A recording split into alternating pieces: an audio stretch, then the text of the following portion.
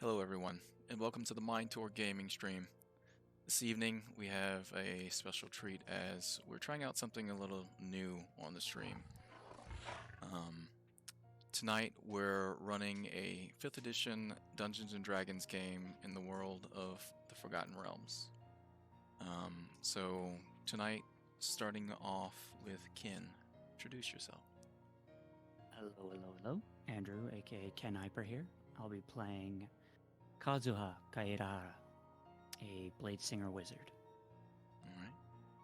Welcome to the stream. Cordell. Yes, I am Cordell, and I will be playing Corvin, the Azamar Paladin. Awesome. Joe. I am Joe, and I will be playing a Lokian Shadow Spirit, who is a male Firbolg Cleric of the Twilight. Delicious. And Michael. Hi, I'm Michael. You could call me Mickey. I am playing Belkin Rehands, a classic halfling rogue. Awesome. And they are currently working with an individual by the name of Zan that runs a roving band of bounty hunters. The group is currently on a hunt or returning from a hunt in the Dale Lands, as they had captured an individual that escaped from the Wayloon prison in Cormyr.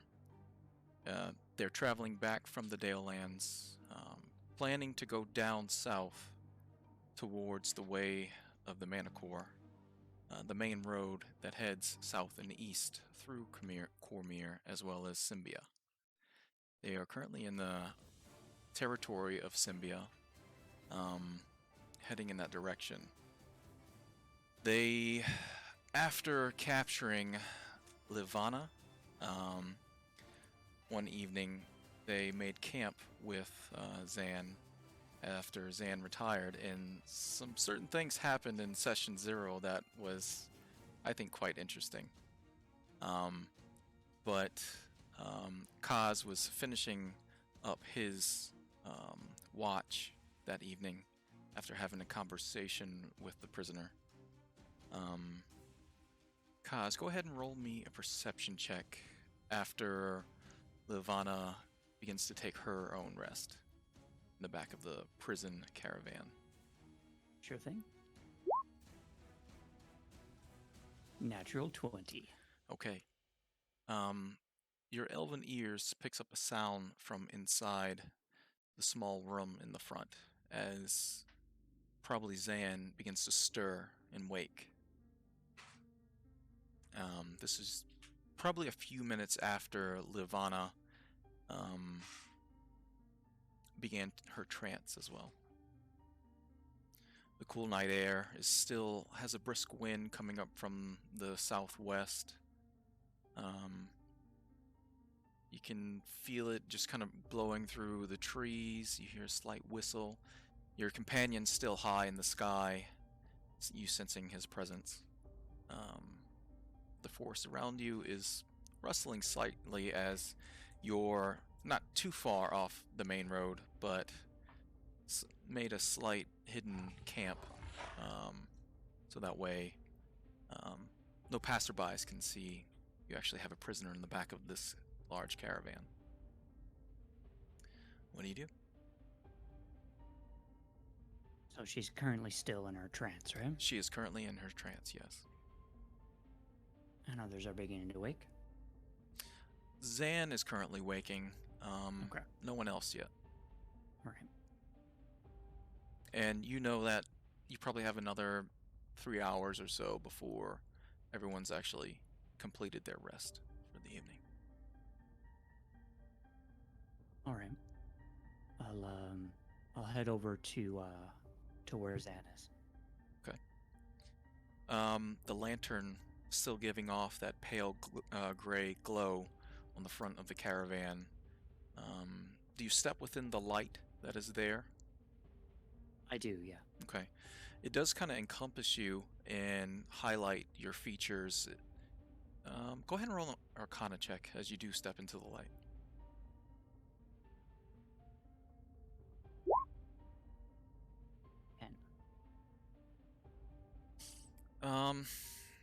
You're not quite sure what strange, probably magical effects are within the light, but you know that the lantern is magical of some sort, and maybe it's just ambience for him to have this weird gray light and be part of the Gray Lantern Huntsman. If he's just being extra or not, you're not quite sure, but yes, you do see he's sitting up currently. The door to the front part of the caravan, the small room, that bunk that he sleeps in, is open currently.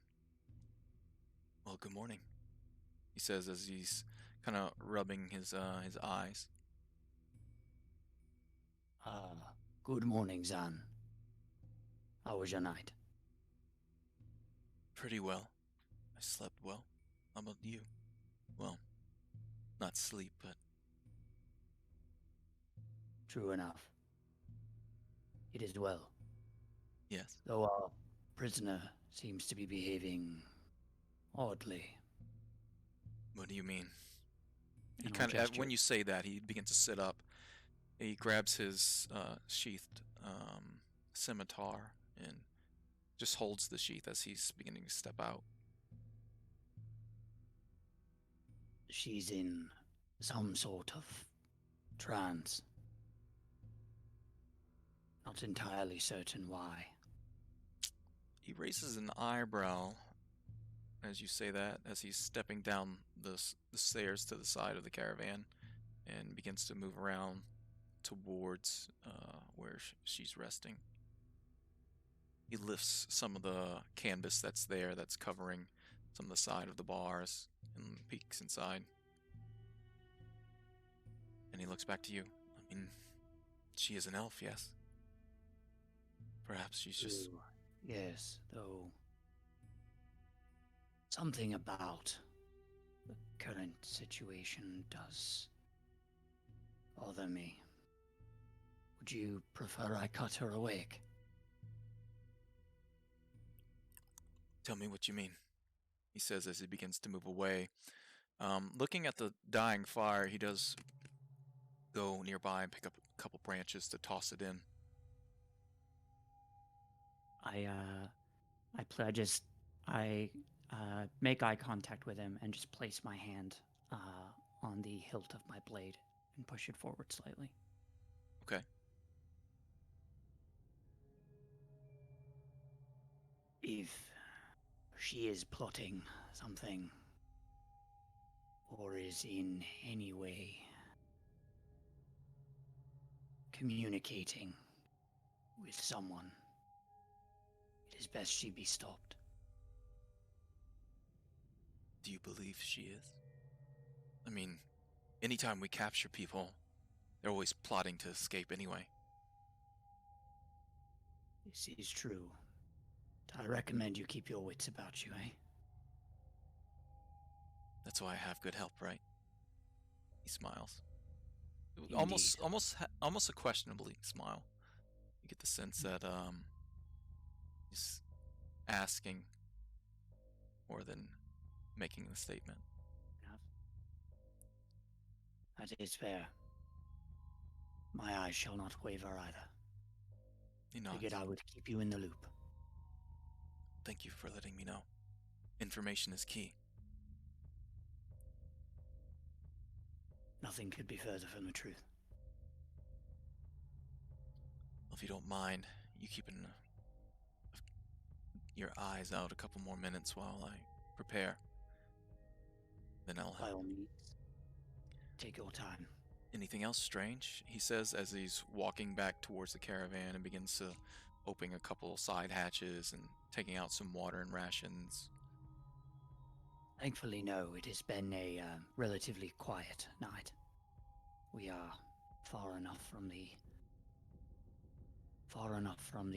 side of the road to not have to deal with too much, and the wildlife here appear to be keeping their distance.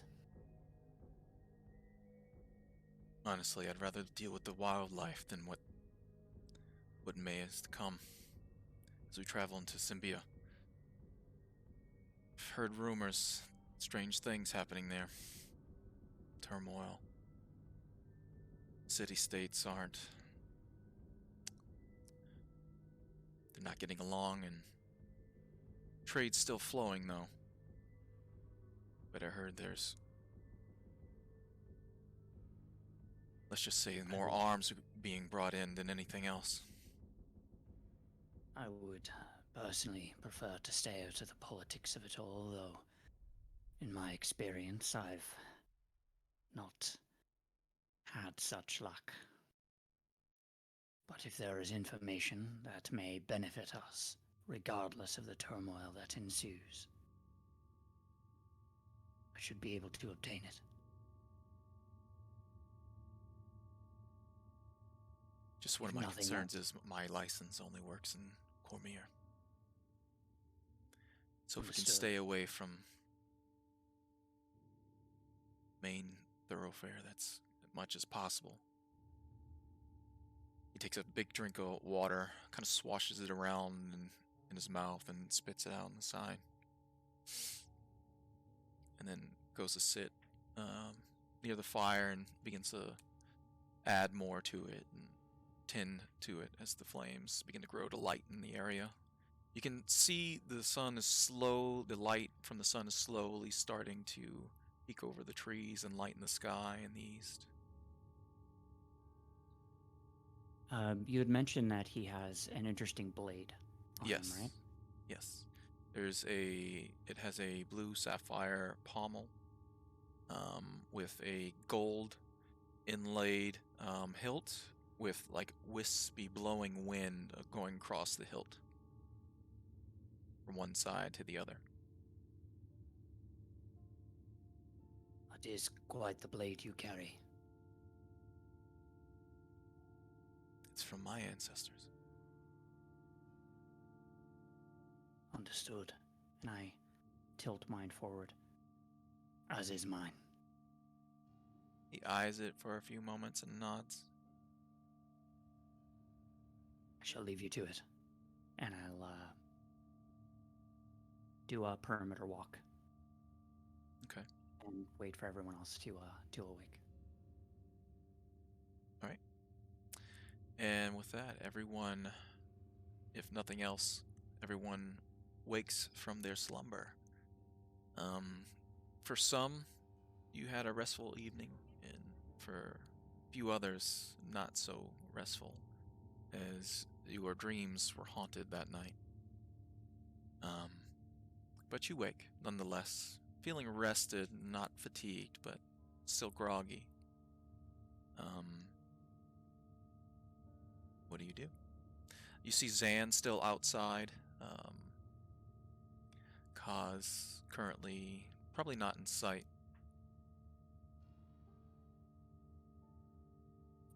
Corvin probably would wake up, kind of get his armor on, check on the prisoner, and then as long as the prisoner's fine, grab some like rations and eat it while he's writing in his journal for a little while. Okay.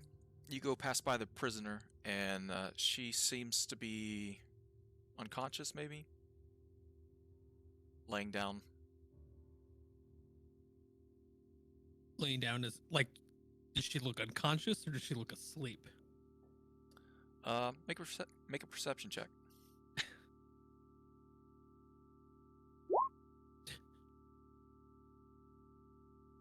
Not sure. You're not quite sure. If you want to examine her medically, you can. Reach into the bars, maybe stir, but otherwise. Yeah, I'd probably grab my greatsword and kind of tap her, like sheath, tap her on the foot, see if I can wake her. All right. You tap her on the foot, and she doesn't open her eyes. But you hear a low growl come from within her throat. What is it? Just making sure you're all right. Kind of smirks, and then he'll Of head course. back. Doing Head back to fine the fire. as you're walking away. Okay. Yeah. So Loki. you'd sit down, eat some rations. All right, yeah. Lokian wakes up. No. What do you do, Lokian? So Lokian's first thing when he wakes up is to do a very quick prayer to Ilmater. And then What do you if say ever, to Ilmater? What is the prayer? the prayer would just be something quick like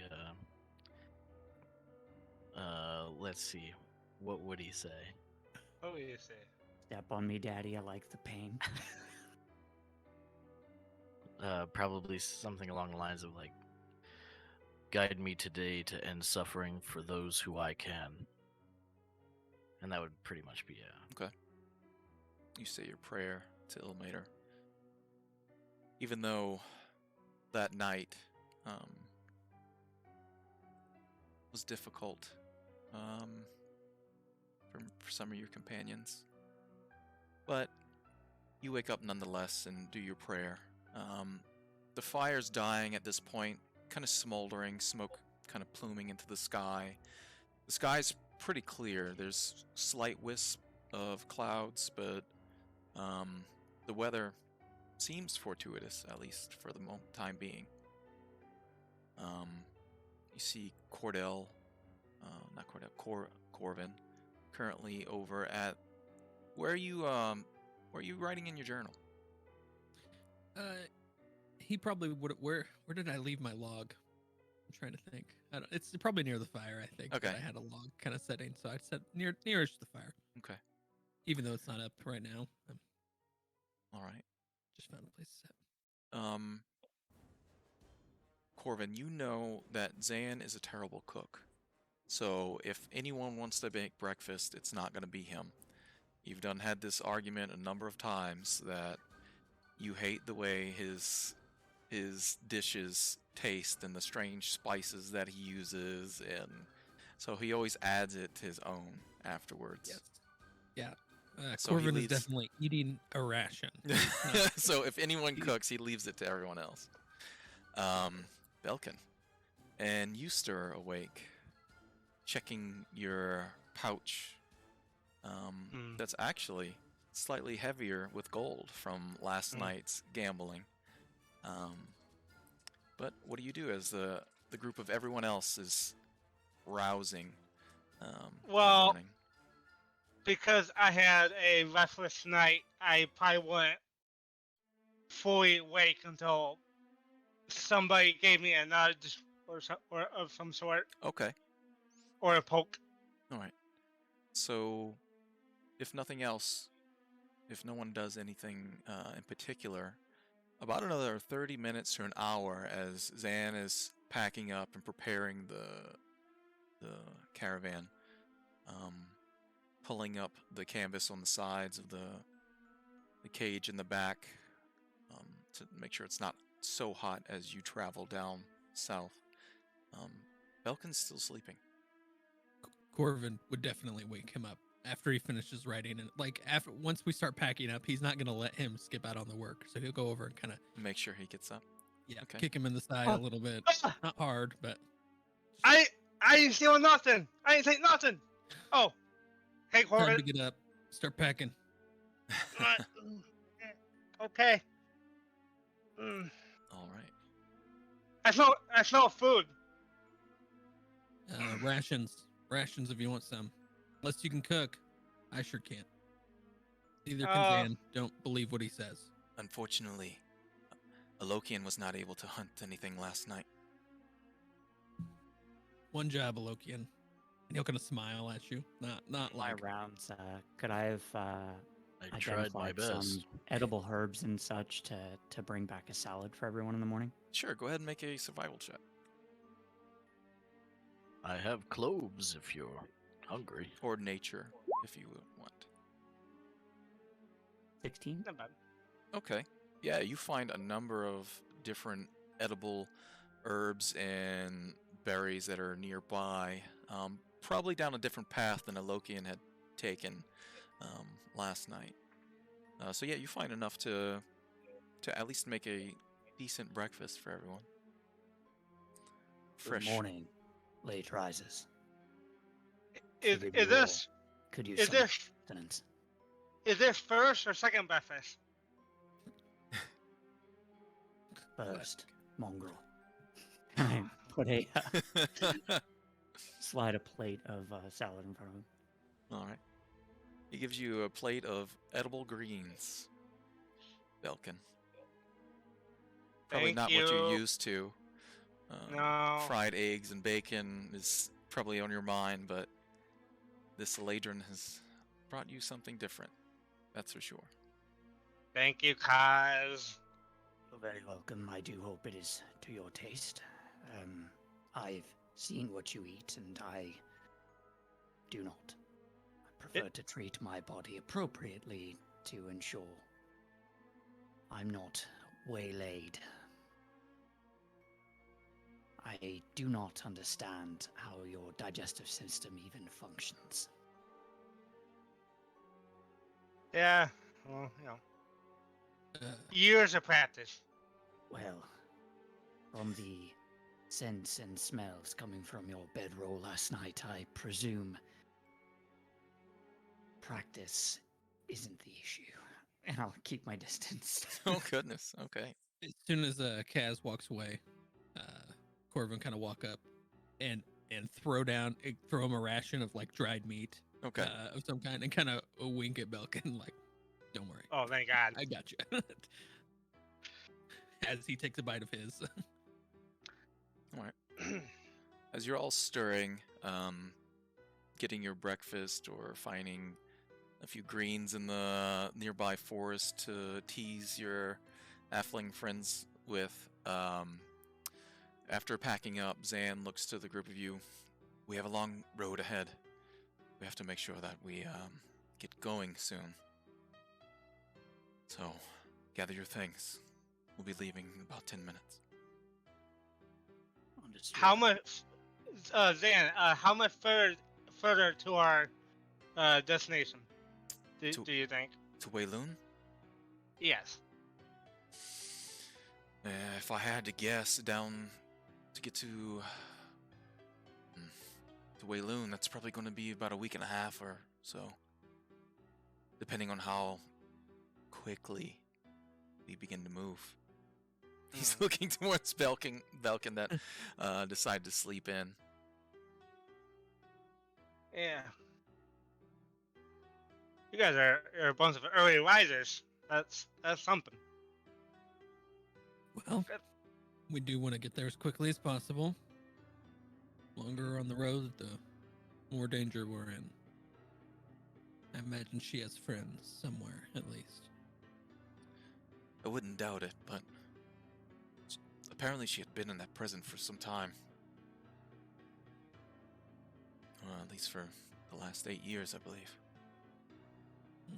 And, I mean, honestly, looking at her, didn't look like she had a good time of it.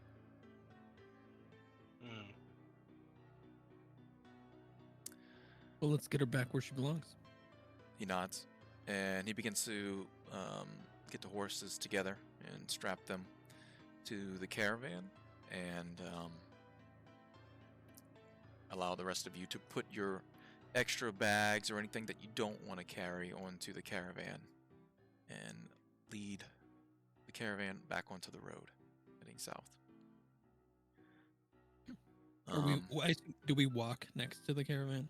Yes. Or do we unless all you ride? have horses, you're walking. Corvin, sometimes he allows you onto the caravan if he wants to stretch his legs or something like that. Mhm. But currently, you walk. So, a road well traveled ahead of you as you're heading down south towards the Way of the Manticore. You know, in order to get to the Way of the Manticore, which is the main road that goes in and out of Cormyr and into Symbia, you have to get through a city called Dairloon. If anybody wants to, you can go ahead and make a history check if you know anything about Dairloon, or even Symbia for that matter.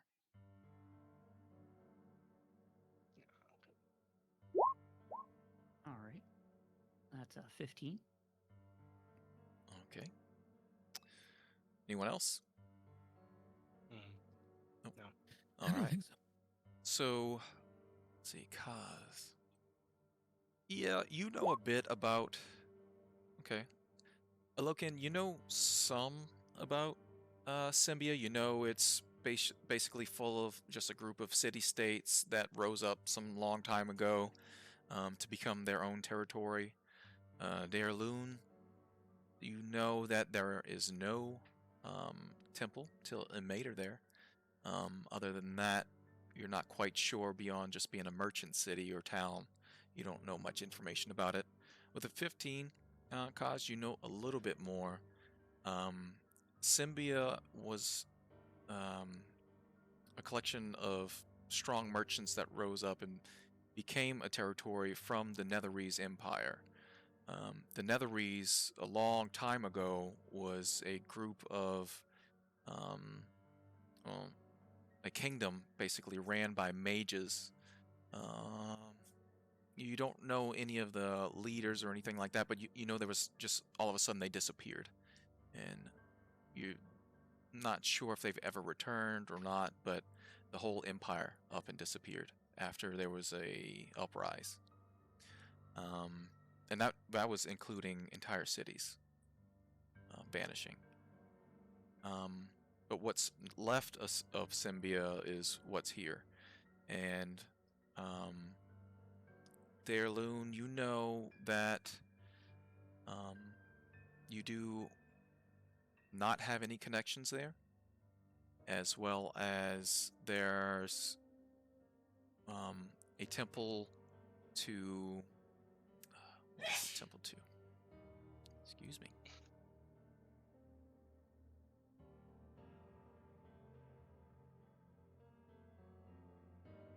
Alright, yeah, there's a temple to Suni there, as well as some followers of Tyr. It's a heavily trafficked city for merchants and people that want to trade as well. It's a decent trade city.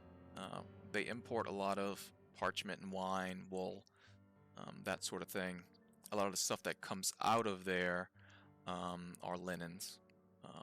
Even some actually very fine linens. But other than that, that's what you know about Daerloon. It is its own city-state that is ran by some merchant. Or even a collection of merchants. But to get there, you have probably another... well, Zan lets you know there's probably another 3 days or so before you actually get to the city proper. There are a few military forts that you'll pass along the way, but other than that, it'll be camping. Alright, where were we? He lets you know there's a few days ahead of you. He's more concerned about the military that's in and around this territory, especially because we're carrying. We're carrying a prisoner. We just don't want anyone to intercept it. Because if she's taking from us all the money that we put into this to make happen and find her, be for naught. So, we'll get on the way. And he begins to travel back onto the road and then heading south. Anyone do anything particular along the travels? Otherwise, I will skip some time. I'll just keep my owl Tomoe in the And where does- skies 150 feet ahead. Okay. And where does everyone stand? Where is everyone standing, walking as far as the caravan heading south down the road? To the rear. The rear? Yeah. Okay. I imagine Corbin would be kind of towards the front, almost with the horses, a little bit ahead maybe. Okay. Kind of leading, keeping watch best he can.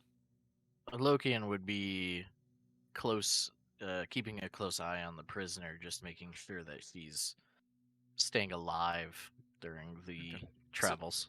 Somewhat onto one of the right or left sides of the caravan. Yeah, whatever's closest to her. Yep. And Balkan? I'll be ahead of Kaz, but behind everybody else. Okay. So So closer to the caravan, Kaz is behind Yeah. you, but you're behind the caravan. Yes. All right. She does eventually leave her trance and looks to the group of you, and this is probably about an hour or so after you break camp and leave. She wakes up, stares toward you, Belkin, a kind of broken, toothy smile, grin crosses her lips. And then she looks past you towards Kaz behind you. Everyone else, everyone can make a perception check as well as you're traveling south. Sure. Absolutely. 9. Should I roll for Tomoe as well? Sure. Well, yes, you can. All right.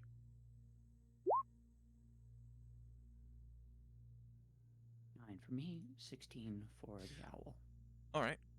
Everyone that is traveling, Alokin, you notice as you are traveling, she's waking up and stirring. You're focusing more on her than anything else. So you don't really notice it, but everyone else that's traveling down south, you notice there's a black owl kind of leading the way, flying in the sky, a good ways ahead of you, but just heading towards, following the path, the road south. You're not quite sure if it's hunting for things that are on the side of the road, maybe mice that are crossing, as it is a well-worn path, fairly wide. But the creature is flying up ahead and kind of looking around, not really focusing on you, especially Belkin and Corvin. You both definitely notice that it's not really paying much attention to the group of you. It's more looking out around the area. Look in. There might be supper up there. You can hit it. Up where? Up there, the owl. And Loki looks up. And owl. Yeah, he's kind of like a black spot up ahead. You're not quite sure if it's an owl or a hawk or what, but it's a dark, flying creature. I don't think I can reach that. I probably can't either. But other than that, unless you do anything else, Livana kind of scoots to the back side of her cage and pushes her face up against the bars, staring at Belkin now. How did you sleep, little one? Oh, I slept fine, buddy. Thank you for asking. Did you have your berry for breakfast? I haven't had breakfast yet. Would you like to give me something?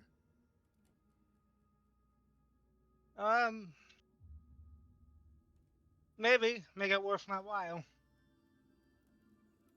Well, I'm sure you're gonna get pretty penny turning me in, right? That's the plan, buddy. How much are they paying you?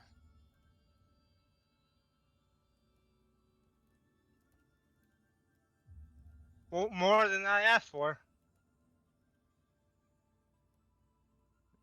More than you asked for. Not much. Mm-hmm.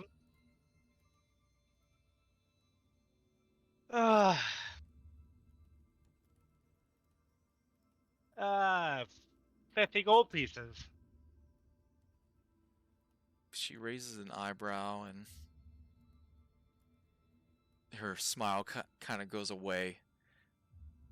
I'm sure the bounty was way more than that. I think you're overestimating your worth. Perhaps. And then, you get no response, Belkin. Okay. Fantastic. She looks past you, to Kaz. And you? Anything else?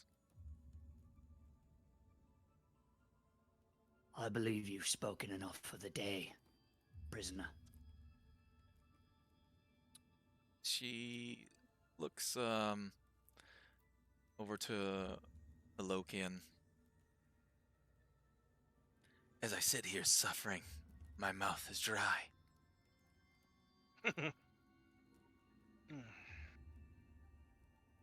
Alokian will pull out his water skin and kind of hand it through the bars.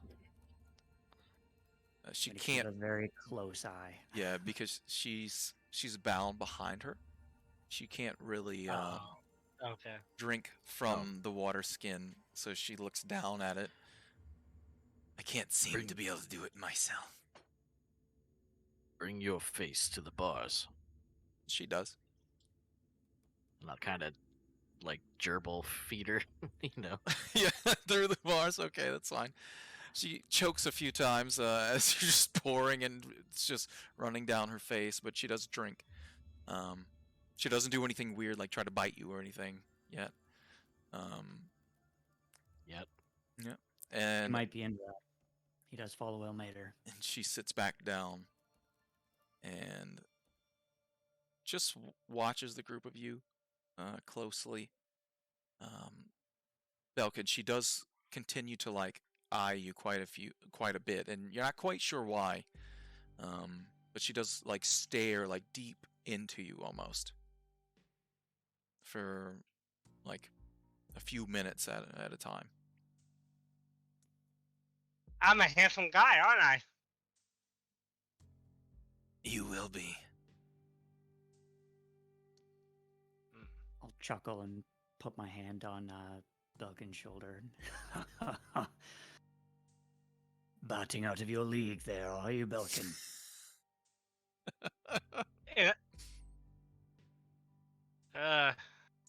Well, there goes my Alright. confidence for today. Thanks, buddy. So You're a can't great say- wingman. So I can't say that the allure in itself of such a devilish woman isn't any bit intriguing. I would caution you, should you decide to take further steps. You've seen what she's capable of. From the front, Corvin yells, I think the emphasis is on devilish there. And he'll just kind of Yeah, Um, you guys are wrong.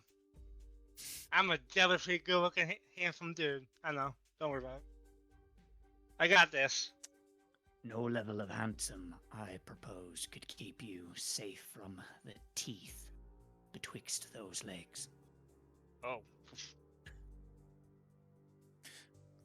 Corvin in the front, you can see Zan kind of shake his head as he's listening in to what's going on behind him. But he does also note the owl as well as the group of you are traveling and pointing it out to everyone else. I probably will go up to him and kind of quietly, not like whisper, but talk quiet, softer. It's a little strange to see an owl out in daylight, right? Yeah, perhaps. Though I don't remember seeing. There's strange creatures everywhere. I'm not sure about a dark, feathered owl like that. I haven't seen before. You guys Either will have I. probably notice as well when the sunlight hits the black feathers just right, they sort of twinkle with almost like a rainbow-like quality. Almost like it's inky. Yeah. How far away is this owl from us? Was it 120 feet or so ahead of us? Yeah.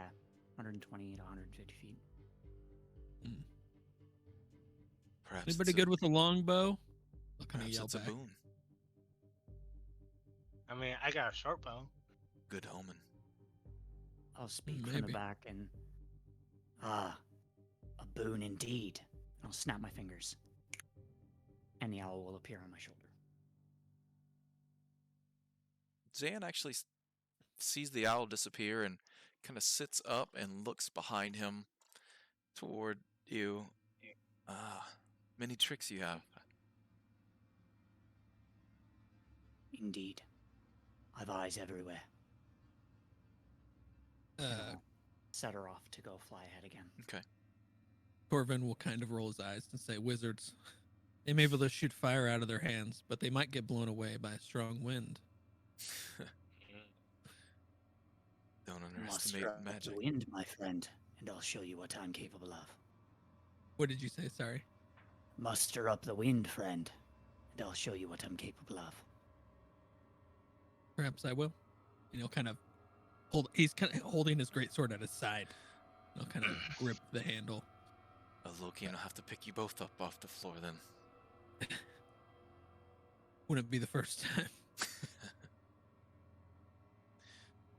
All right. Well, keep an eye on her. And you continue traveling south. Until the evening. Someone roll me a d20 as you're traveling south. Okay. As lunchtime approaches. I have the worst luck. One of you guys go ahead. Okay. Oh. Yeah. 1 second.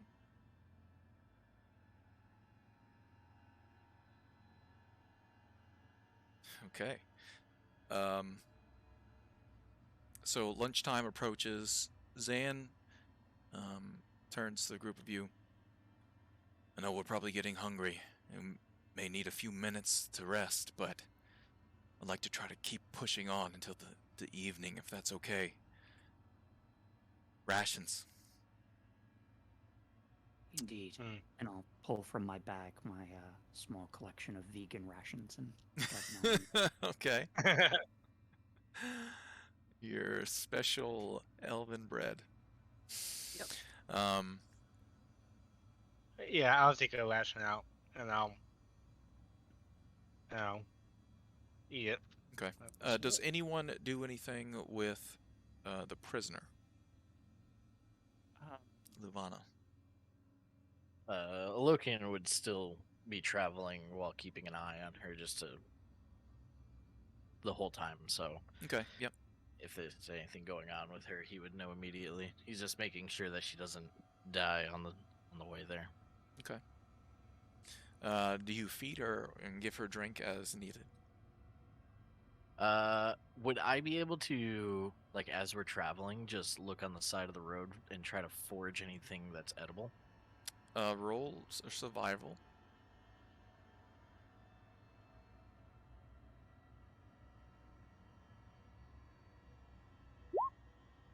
You're awesome at those. Okay. While traveling down south, you do see what looks like a small,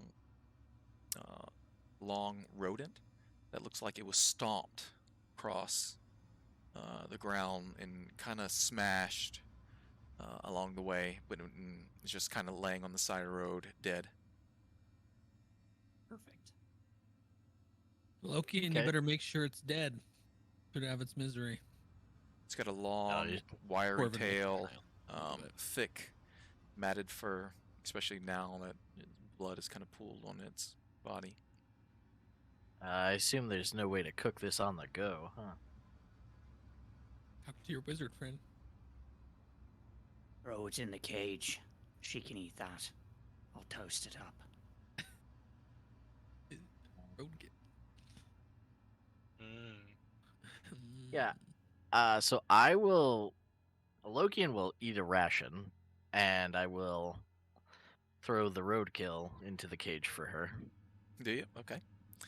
I'll hop up to the bars in the cage and place my hand forward with a firebolt prepared to heat it up. Do you just throw it in whole, or do you do anything to prepare it in any certain way? Look at Val No. dances. You just throw it in there? Yeah, if the wizard's going to firebolt it, I'll assume that it's prepared enough. Okay. When you toss it in there, she does move over and grab it with her hands before um, Kaz begins to burn it to a crisp. I'll eat it like this. Thank you. And I'm Uh-oh. not surprised. she's tearing her Okay. fingers into it because she has some space to move her arms. It's just manacled behind her, and tearing into it from behind her, tearing some of the skin off of the flesh. And then she turns around, gets on her knees, and bends over, and begins to just kind of rip some of the flesh off of it. Watch the bones, boys. I'll say back to them. And I'll be right there, like hands on the bars, just staring, watching intently the entire time. She just tears strips as best as she can and bites into it. She eats some of it, not all of it.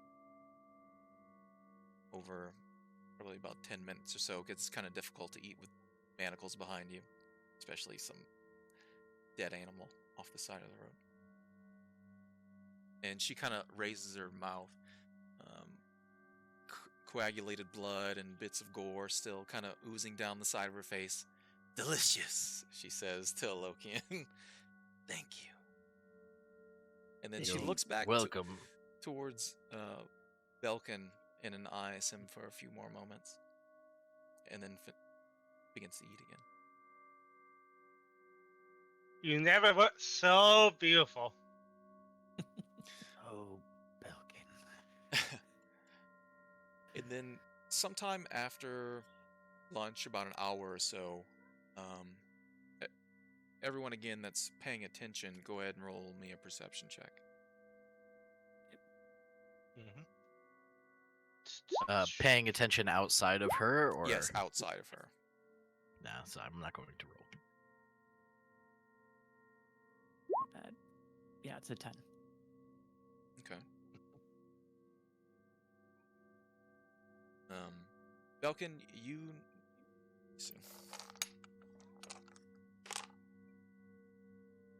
Okay, Belkin, you're the first to notice it. The sound of hooves beating and approaching from behind rapidly. You turn and look, and you see a single rider heading south along the road in your direction.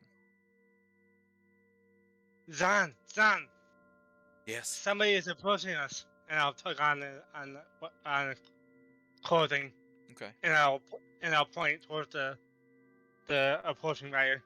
He begins to pull the caravan towards the side of the road. Keeps it moving, as he won't be able to outrun someone on horseback with the caravan, as the weight is too heavy. But slows it slightly, and you can see the individual has a heavy traveling cloak on. With your perception check, you can't really tell what he's wearing underneath. The hood's pulled back, kind of flapping behind him. He has short hair, human features.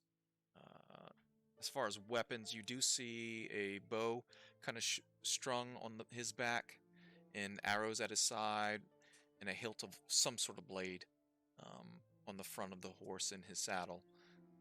You do see on behind him, 2 large saddlebags as well, as he's approaching your direction, or heading in your direction. The rider does slow as well to the group, because it looked like he was actually moving rather quickly, but it doesn't seem like he's aggressing in your direction. He is traveling in your direction. He does nod as he gets probably about 60 or so feet, as the group of you are obviously staring at him. Good evening. Good day, buddy. And he waves. Safe travels. You as well. He says looks like he's studying each of you for a moment, and also the prisoner.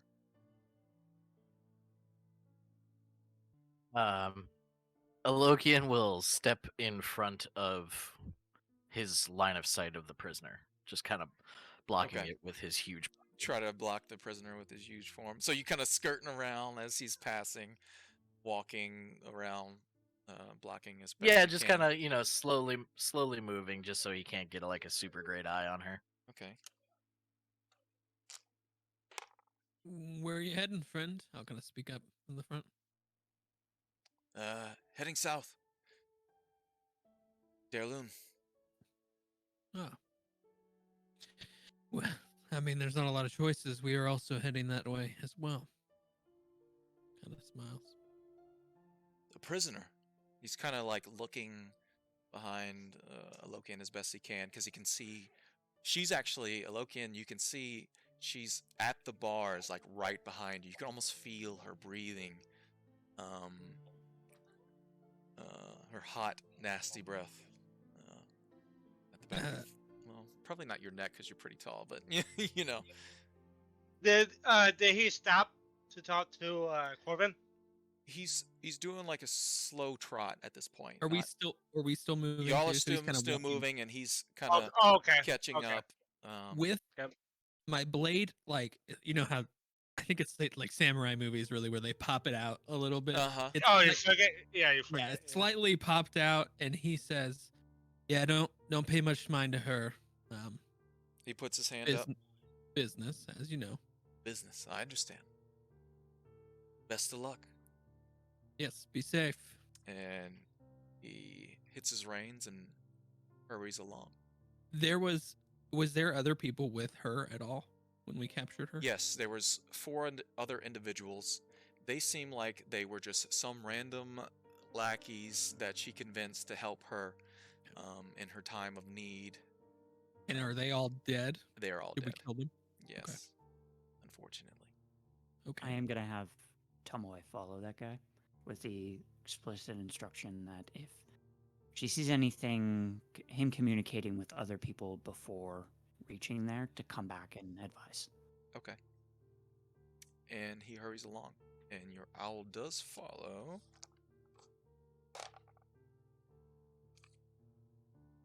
Alright. About how far out can you sense the owl's emotions? Double check here. Oh, it's I think- 120. I think it's 120 feet or 150 feet, one of the two. Okay, so Anything beyond that, they can still travel. They just have to come just have- back within range. she'll to- just follow your directions at that point. Yeah. That's fine. Another couple hours pass. The rider and the owl has long gone from your sight. Nothing else uneventful. Nothing else eventful. The rest of the ride seems uneventful beyond the reeking prisoner and her now meal of a carcass she picks at from time to time. I'll use firebolt to get the bones out of the cage, or just. But she's not burn down them to to a bone crisp. yet.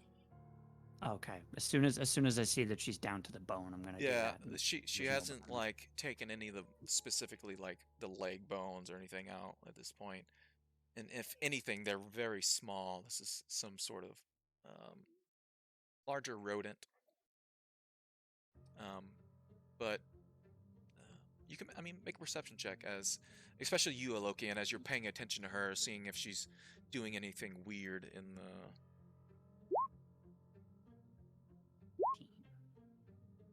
Okay. Ooh. Yeah, Kaz, you don't see anything strange that she's doing. Other than eating a raw rat. Yes, other than that. But Alokian, there's something weird about the way she's acting from time to time when she's eating this thing. Sometimes she'll eat some, and then turn around and then kind of sit next to it, and in her left hand, she begins to pull some of the entrails out. and stuff it into her clothing. Like behind, like in her belt, or where, if she, yeah, in her belt, or in a back pocket or something like that. That's Are not you weird. ki- I do that all the time. Are you keeping souvenirs?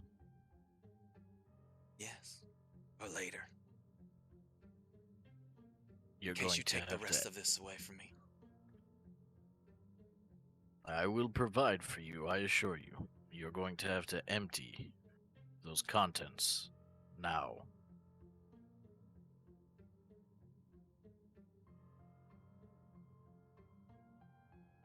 She just A smiles little at you. flame of a little flicker of a firebolt will appear in my hands.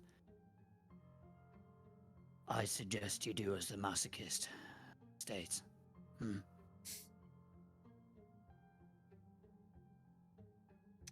she takes roll intimidation. Sure. Super good at those. Come on. 13. Okay. I'm afraid you're gonna have to come in here and get it from me then.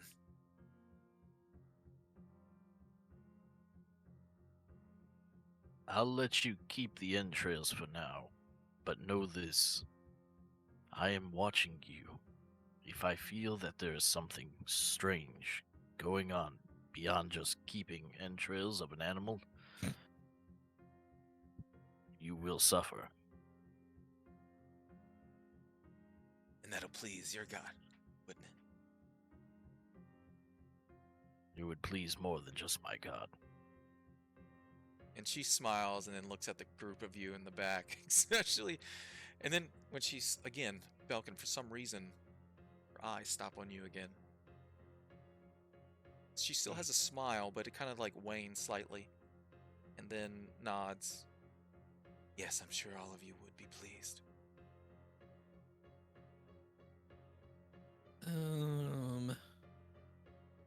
Corvin will come back and say, I think we'll deal with this now. And he's going to reach in and grab her by the arm and slam her arm kind of up against the bars. Okay, go ahead. Make a melee attack with advantage to try to grapple her. Okie dokie. I'll just roll my great sword then twice. Natural 20. All right. Yeah, you snatch her and pull her back against the cage and pull your arm around her and hold her up against the back of the cage. What else would you like to do? Zan kind of stops the caravan as this is kind of happening. I will grab the entrails. If I have an extra hand, I'll grab the entrails and pull them out of her sleeves. Yep, absolutely. And you then pull the I'll rest grab of the entrails and toss it on the ground. and I'll grab the dead rat and drag it out too, and then All right. throw her back in. She stumbles forward and kind of sits there and looks at the ground for a few moments, or the wooden floor beneath her. And I'll look to Alokian and I'll say, she's not worth it. And I'll keep moving forward. Alokian will look at her. You've lost rodent privileges. Zan looks at you, Corvin, as you're coming back around. Is everything okay? Yeah, she's just being stubborn, hiding rat entrails. In her And he looks sleeve. towards the other side, towards Alokian. This is why... Never mind. He nods, and... Shall we continue then? As Corvin flicks off his hands, getting the blood It's off, full he's of like, gore and nastiness. It's very coagulated and sticky at this point. You'll have to like fling it a few times. You'll probably use some water to get some of it off. But the group of you continue traveling south. And another hour or so, the owl returns, and Kaz, you get the sense of danger as the owl comes within that range of influence, as emotions begin to wash over you from your connection to the creature. and it's How far? it's flying back rapidly. How far? Um, eh, Short distance, far what's it? distance. Yeah. Far.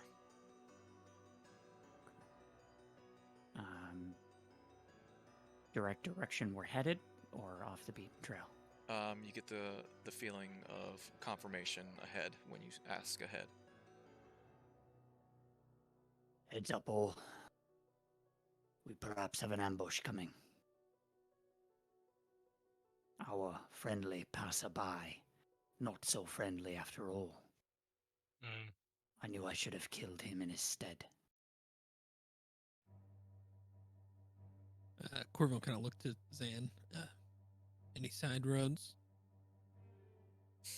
This is the main road that I know, south. If anybody wants to make a nature check, Yeah. just if you want to try to trek off of the main path, see if you can spot anything. Pause, yeah. Cause you know, a lot of this area would not handle the caravan outside of being on the main road.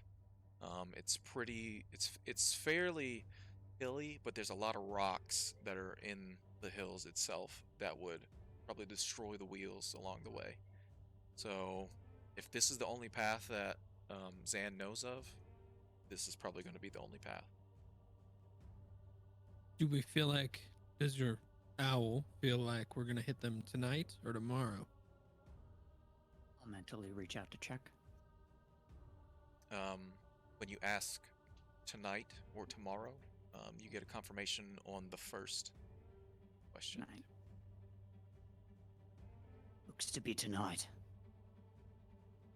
Zan, perhaps me and the other three move ahead. Zan buddy, you want me to scout ahead? Maybe him ahead of us and then us ahead of you. Spread out a little. It's probably a good idea. Alright. And then Don't go too far ahead without. I don't have any Okay. signal arrows, but do you have any way to make a signal, Belkin? Let's see. Kaz, would you mind leaving your owl with Zan? Don't mind. Tomoe, would you mind? If I You get if the- I Don't mind. You get the I can feeling make that a smoke fire, smoke signal. If need be. Okay. Do you have things to create a quick fire to try to make a smoke signal? Yeah. Okay. Then absolutely. We can make that work. My Think- Discord's gotten out. I don't know if I know it. Yeah, I see that. Yeah, I think you're frozen. Before Belkin starts to head out.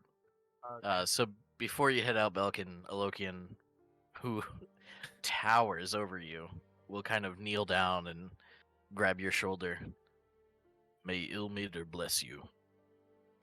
And I will give you Vigilant Blessing so that you have advantage on your initiative, on your next initiative. Nice. And then I will use Beast Speech to you. Just say, and may Ilmater bless you as well, to Tomoe. Oh, nice. And she'll fly over, land on your shoulder, and just nuzzle into the side of your head. All right. So who's moving ahead of the caravan to try to get eyes on what's going on?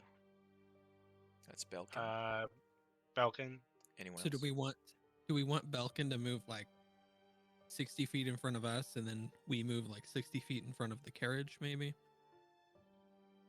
To kind of get like an 120-foot Yeah, kinda range. span there. Mhm. Because just so you know, you guys can probably see for quite a ways, probably a couple Yeah. miles ahead, as far as if anything, because it took some time for the rider to actually get out of your sight. So Yeah. 120 feet wouldn't give that much of a difference. As far Is it as still daylight at this point? it's coming towards the end of the day, so the sun is beginning to set over. So it's hovering over some mountains to the west, because there's How, mountainous the hills go up into some mountains to the west. Really. how about I keep traveling until dusk, and then I'll stop, and then you guys meet up with me. All right with that. Right. Also, Alokian, Tomoe's feathers are impossibly soft. That's nice. Probably make a great pillow. Oh no. Nice. So it's just Belkin going ahead. Yeah. All right. Is our boss staying with the prisoner at this point? Like, is he gonna stick close with her? Yeah, he's gonna keep the caravan going, but try to pay attention to her as much as possible. Okay, so I will stick with the group that's a little bit ahead. Okay. The other three. So we're gonna Well, it'll be have us three. the group of you move ahead, but Bel can be a good ways ahead of you guys. Yeah. All right. And how far ahead of the caravan would you like to go? Who? Me? Belkin? I'll be within 100 feet ahead. 100 feet of just caravan, and then is that everyone else? And then Belkin's what 60, 100 feet ahead of you guys, or just is Belkin just gonna go? I think Belkin's gonna go. Yeah, I'm gonna keep traveling until sunset, and then I'll stop. At a fairly quick pace. Stealthy pace. So Okay. stealthy pace. All right. Well, so the group of you move a good ways ahead of the caravan, keeping it within sight. But Belkin hurries on ahead of you. Belkin, as you do, go ahead and roll me a stealth check and a perception check as you're rushing forward down the road. You got it. Absolutely. First up is stealth. And then perception. Ah, crap. Oh, well. All right. So, about an hour and a half before anything particular happens, Belkin by this time has gone out of the sight of the group. The caravan still seems fine, as still the owl is content as far as its feelings go. Belkin, about an hour and a half, hour and 45 minutes after you rush forward, you see something off on to the side of the road, large, something laying down on the side of the road, just where the grass meets and starting to grow onto the road itself. There's something Okay. large laying down on the ground. Okay. And that's up to the eastern side of the road. Okay. It's probably a few hundred feet away from you currently. Okay. Is it moving at all, or is it stationary? With that roll, you can't really tell what it is, but it's just Okay. some large mound of something laying there on the ground. It doesn't seem to be moving. Okay. You don't see any humanoid figures. And where you are currently now, there's hills out and about around you, but nothing in tall grass, probably a few feet high, but nothing too big for anything to hide behind, unless it was pretty well camouflaged. Okay. I will. Let's see. I will. All right. Did I keep going until it's sunset? It has not hit sunset yet. You probably have about Okay. another hour before the sun. The sun is just barely over the mountains to the west. All right. I'll wait another half hour at that spot I'll hide and You'll wait watch. there. You'll get to in the grass in the side and hide. Yeah. All right. Mhm. The next hour or so, um, nothing happens. Whatever that is completely still. Okay. And then darkness does approach, but you do see your companions to the north of you in the road approaching. Mhm. Everyone else can make perception checks as you do approach this area where Belkin is. Belkin, do you come out of hiding as the group approaches? Yeah. I will stand up. I will light my hooded lantern, and I'll put my hand in front of it to flicker the light. Okay. To make a signal. All right. Up ahead of you, you see, everyone sees the flashes of a lantern as Belkin begins to signal you, Loken, especially you with your dark vision. The sun does pass the mountains, and there's a purple color in the west through the sky as the east is now darkened. Stars begin to appear. But yes, you can see Belkin up ahead of you. And Alokian, you do see within the darkness, a good ways away ahead of Belkin, whatever's laying on the ground. How far ahead of it? Is it? When you get to Belkin, it's probably about 200 feet away. I would like everyone to gather around just really quickly, please. And I'll the caravan does pull to the side of you, behind the group of you. Zan. You're not gonna talk about Elmir, are you? Zan does pull up and say, "Should we find a place to camp here, I guess, for now, or continue going? What is going on?" I think The only thing I can see is a large mound out 200 feet. we might be able to investigate further. Zen, please come here. Everybody gather around. Zan hops down from the caravan, looks at the prisoner first, and she's kind of just peering as best she can from the cage around the side of the caravan of the group of you. What's going on, listening intently. And Zan does approach, and I'll kind of put my hands out towards the four of them, and I'll just say, "As the twilight guides, let us see in the night." And I will do Eyes of the Night and give all four of them the 300 feet of dark vision for the next hour, so that we can all make out this. Have you done this before, Lokian? I would say I might have done it with one person before, but definitely not four. I think this would be the first time I did it with like a group. Okay. Have you ever done it with Zan? Is my question. Not with Zan specifically. Okay. I probably have done it with Corvin. Okay. Zan and definitely not me. Kind of looks down and around the area. What did you do? This is amazing. I have allowed the twilight to guide us for a short time. Interesting. This is definitely useful. He looks back towards the prisoner. Quite useful indeed. What is the plan?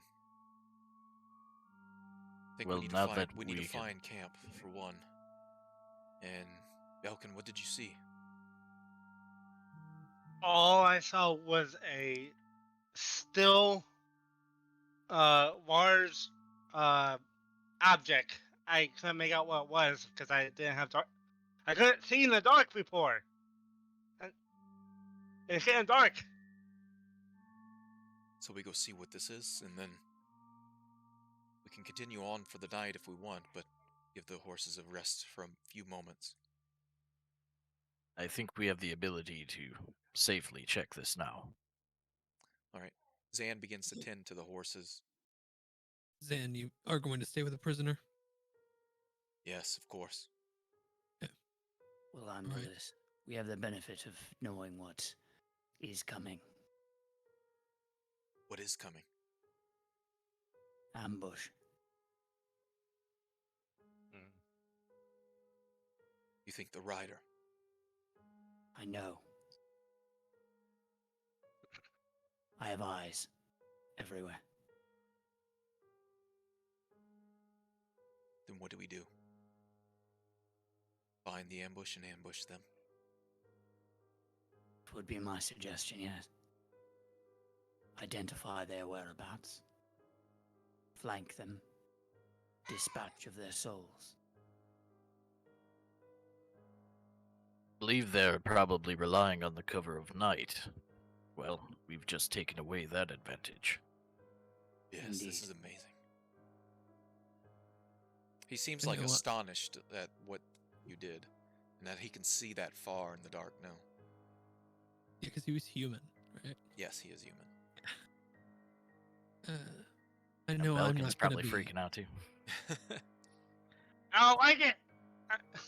I don't like change. I know I'm not gonna be sneaking up on them.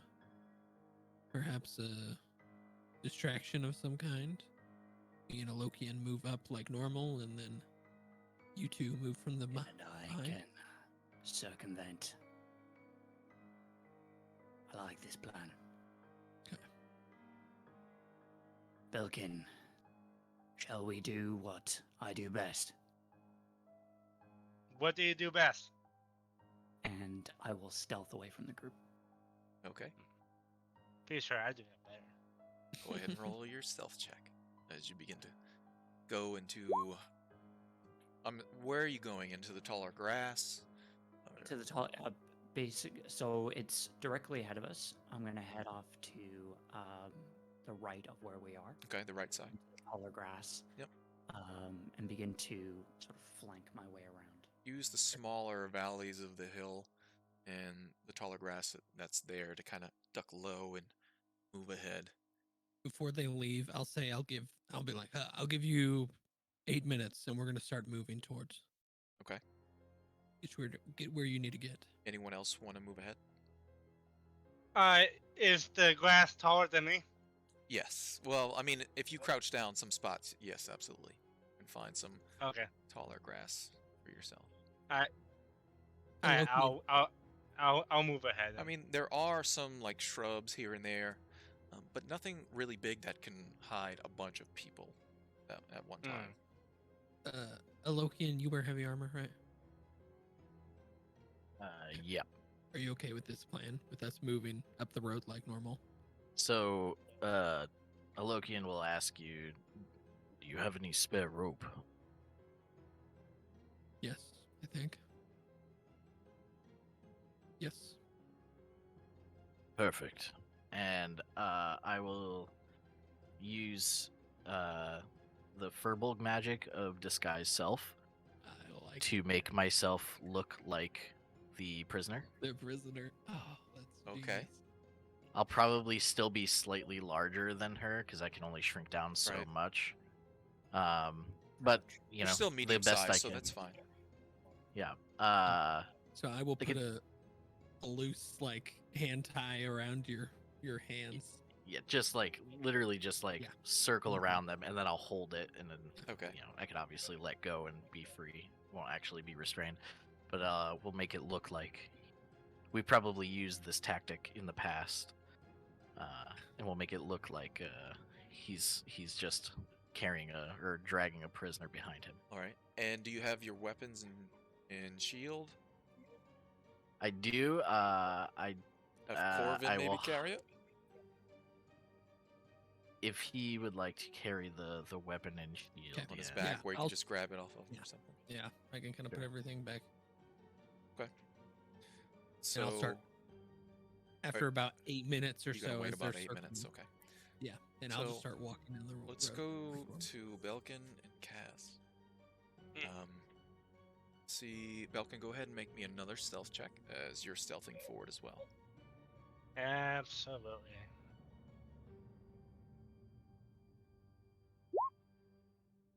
Yeah. 50. All right.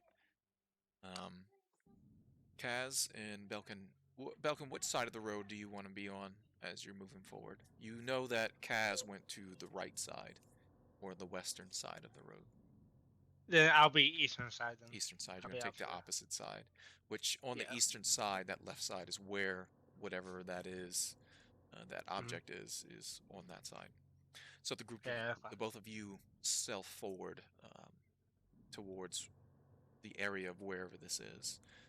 Make me another perception check as both of you are moving forward, looking out around you, your surroundings. 21. Okay. Nice. The grass is too tall. Oh wait, halfling luck. Never mind. Halfling luck. All right, go for it. Reroll. Never mind. I totally forgot about that. Or I didn't, but I almost did. Alright, so try this again. Yeah! Hell yeah! That's exactly what I want. It's improvement. Yeah, you pretty were right the hard first to time. see over the grass on this side as it's just as tall as you. As you're trying to hide, as you're It's, peeking through the grass as well, you're having a hard time of it. it's so tall. Kaz, you're heading that direction, and whatever it is, the objects, you're moving closer towards it. But you also notice the fresh prints of hooves on the road. Oh, Bel Air? Sorry. Of hoof prints on the road moving ahead, and you notice that the prints all of a sudden just skirt towards the side in the direction where this mound is, and you're getting close now, with especially with the dark vision of 300 feet. It's a corpse unmoving of a horse. Anything that was on the horse is no longer there. There's no saddle. There's no reins. Just the corpse. Especially with Does that. this look like the horse the rider was heading forward with? Yes, this looks like the exact horse. It is now stripped of whatever was on the horse itself. You see a number of burn marks all across the body, and where the creature was flung, scorch marks, especially being your use of fire, scorch marks all across the ground. Interesting. And you said that there were tracks heading off. Do they head west? Do they head east? And as you do get closer, you can see that on the western side, on the side where you are, there's splatters of blood as some of the pieces of the horse exploded as well. And there's bits of gore left out and across the dirt road. But you can see there's drag marks on the dirt and through the grass, and then heading west into the hills, as if something was being dragged away. No sign of rider. No sign of anyone else within the vicinity either. You don't see anyone hidden, anything hiding behind any of the bushes, laying in the grass, behind the nearby hills, rocks. But something was dragged west of here. Yes. I'll give you also, because you rolled pretty good, there looked like there was, you see multiple footprints all on the dirt road as well. Looked like there was probably a scuffle or something. Okay. In that case, then, I will head back to the road where the horse is and begin making my way back within plain view of the rest. Okay. Everyone, you can see Kaz come back up onto the road and begin walking in your direction. And this is only probably about 5 minutes or so, but he's no longer hiding. Hell. What happened?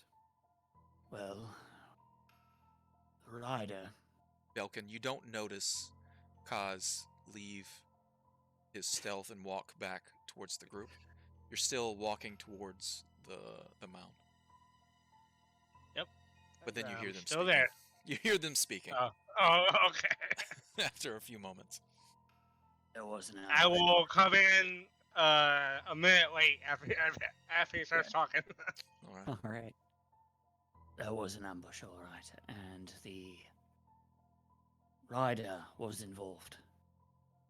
Though I don't suspect said ambush was meant for us. Seems he's been dragged off to the west. His horse, beaten and burned. Dead. We'll have to maneuver it out of the way, I presume, to get the cart ahead. We could, in theory, head westward. Find out what that was all about. Or we could ignore it. Proceed onward. Yeah, I don't really see that concerns us too much. What happened to that rider? I concur. Did we figure out what the mound was? Dead horse. That was the dead horse. Okay. All right. Belkin, We wanna- nice of you to join us. Hey, thanks for telling me that you weren't hiding no more. Appreciate it. Thank you. I thought you might see me, or was it difficult among the grass? Yeah. I understand. Not Do all we of wanna- us can live up to the height of expectations, eh? And I'll pat him on the shoulder. I thought for sure that I could see that big ego of yours. Oh, it's like an aura. Oh, It's around me at least 120 feet at all times. Oh yeah. all right. Let me go talk to Zan. I'll move back towards the carriage. Okay. Assuming everyone else is following. I'll kind of explain the situation. Explain that the rider was attacked by something. Okay. And kind of ask him, should we move ahead or should we make camp here? It seems something attacked this horseman, so we may not want to stay here. Perhaps we should look for a decent spot to camp off the road if possible. Probably a little ways ahead. I would recommend to the eastern side. All right. You said the rider was attacked. Yes. Well. There is something within the vicinity ambushing riders. Is Imbai still there? His body is not. The horse is. He was dragged off to the west. I was not able to see within the vicinity how far away, but I presume a ways. It is likely if we move swiftly, we could bypass any potential encounter before they return. You get a bit of nervousness coming from your companion, like the feeling of almost fear as you're in the area. Well, let's get a move on, and I'm gonna head back and check on the prisoner real fast. Make sure she's seems to be intently watching around the corner at the group of you and what's going on. Everything will be all right. Don't worry. I'm sure we've been through worse. Suggest we proceed onward. All right. The horse had saddlebags, right? It did when it passed you. It did have saddlebags. Yeah, there's nothing on it now. Damn it. Okay.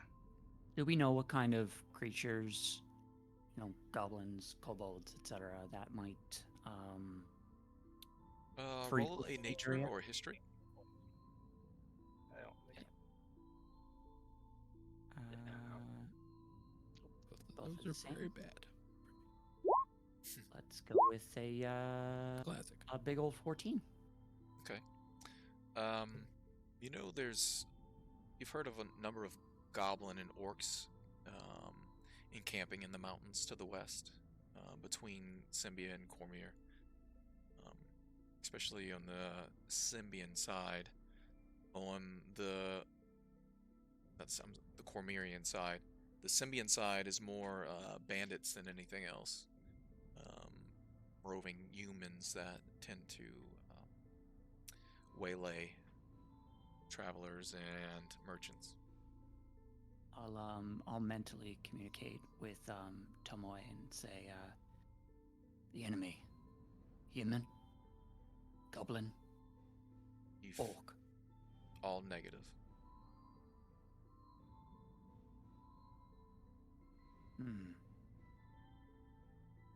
Very well. You get like a feeling of unknowing. Okay. All right. You said the horse was going to be in the way. You thought The horse is kind of like blown to the side of the road. I mean, you could probably move it out the way to get past it, or probably just drive past. Okay. I'll just maneuver past it then. Yeah, I was going to say I'll go move the horse if I need to, but if I don't need to, It probably doesn't need to be moved. okay, then I'll just leave it Okay. be. Good, good. All right. All right, let us press on. All right. Whatever comes our way, we shall handle it. And if nothing else the group of you want to do, and you want to continue on for about how long? Zan asks, how long do you think we want to wait to break camp? Till we find something decent, or? Only an hour into the night, just At far enough least. away from this I don't know. particular space. I don't know how much longer the horses can go. That's the only Could issue. too. probably just go until the dark vision wears out, which is Yeah. probably another do that. 55 minutes or whatever. Yeah. Okay. All right. So you travel enough. for about another hour or so, and finally the dark vision fades as the twilight leaves your eyes, and those of you that don't have dark vision, darkness consumes your sight. Zan lights his gray lantern once again that encompasses the front of the caravan, probably about 15 or 20 feet. And then turns to the group of you. Find a place to camp, and as he's pulling the cart at least to the side of the road for now.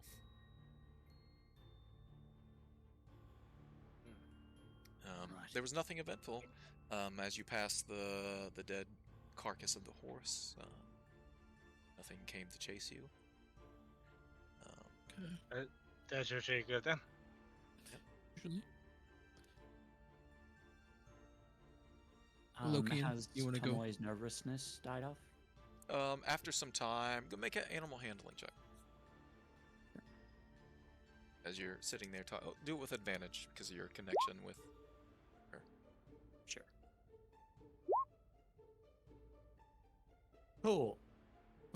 She still feels a bit nervous. The pulling fear that was kind of welling up inside of her is gone, but she's still nervous. I'll hoof her back to my shoulder and just scritch behind the ear. Okay, it does seem to help a bit. Lokian, you want to go find a spot for us? Sure. And I'll start looking for a decent place. I'll probably want to look within the tree line, so we're kind of hidden from the road as best as possible. I know that a campfire or whatever we use is still gonna light up, but as best we can So without a being little too bit far. off the road. I got you. Not too far. Go ahead and roll a survival check. As you're looking for a decent Right. spot to camp this evening. Lokian, you don't Nice going, Rick. find anything useful. There's a lot of the forest around here seems like as you're getting this area, not the forest, the hills, it's just too rocky to actually pull the cart off the side. Can I also I'll lean into one of the trees nearby and just say, "Will we be safe here?" And see if I get any vibes. Okay. Are you casting a spell? How are you communicating? Do they get to communicate back? So it's just the speech of Beast and Leaf. Uh, I can't understand them, but from what I've seen, at least, you can kind of get like vibes off of them. okay, get the feeling. Yeah.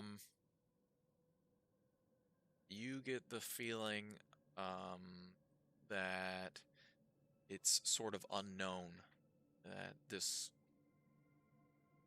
wave of um, not sure, uncertainty. Good enough for me. And Yeah. but you do have dark vision 300 feet, right? Yeah. Up ahead, you do see a little bit further down the road.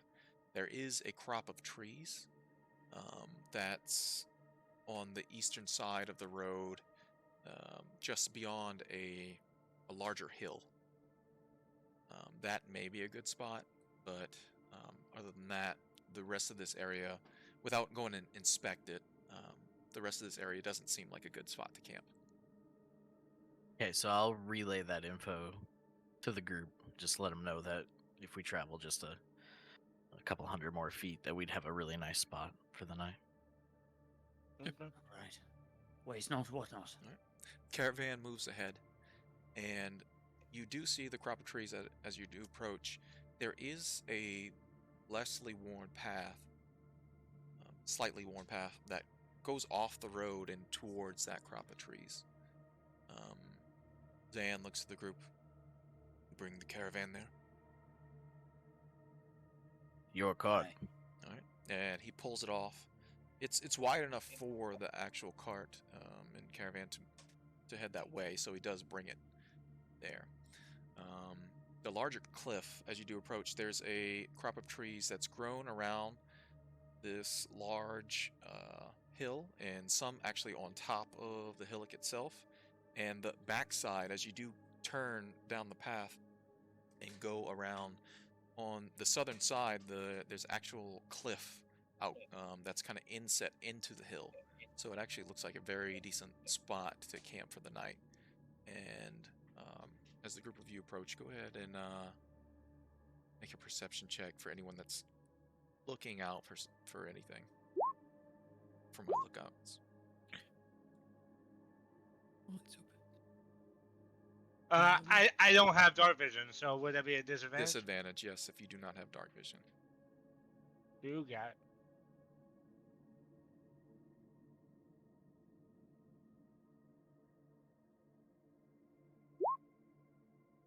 Five. All right, Kaz and Alokian, you see signs of what looks like old camp fire, a circle of stones on the ground where someone did lay camp here at one time. Old footprints in and around the area, but you don't see anything or anything that's currently hidden. There's probably a couple birds still chirping in the trees as they're laying rest for the evening, but nothing weird and out of the ordinary. All right. So Zan pulls the caravan up close to the side of the cliff and hops off and begins to latch everything down, lock everything down for himself, and prepare for the evening. He does look to the group. Could someone take care of the horses for now? All right. And I'll make sure the horses are tied off and comfortable. Yeah, there's feed and buckets to fill for water for them. As you go ahead and take care of them, go make an animal handling check for me as you manage the horses for the evening. Okay. They don't like you. Yeah, the horses don't really care for you too much, Kaz, unfortunately. That's okay. The only animal that does is Tomoe. Normally Zan deals with the horses, but as he's asked the group of you to manage, they're just not used to it. They still decently calm for the evening as you tie them to trees nearby and feed them. After you bring out the feed, they begin to listen, but they were somewhat stubborn to begin with. Let's see. And Zan just continues to prepare for the evening. Is there a sizable enough tree that I could climb and take a seat comfortably on a branch to keep lookout? Yeah, there's actually quite a few larger trees on top of the hill and even around the bottom of the hill. Um, it's a weird, fortuitous spot to be able to find in this hillock area, as it's just this large crop of grove of trees on this hill. Yeah, I'll climb one of the trees that I figure is best to keep a lookout over the area. And Go ahead and make an athletics check as you're climbing the tree. Anyone else do anything in particular, preparing for the evening? Corvin, Alokian, Okay. Corvin, grab Well, the axe off of the cart and go find some firewood. Okay. You're having a really hard time climbing that tree. Misty Step. Okay. You think about climbing tree? No. And you just appear onto the large branch. And I'll just rest up there and keep a lookout. Alokian will forage for greens. I'm not gonna look for actual animals, just roughage. Okay. Go ahead and make a survival check as you're looking around the area for.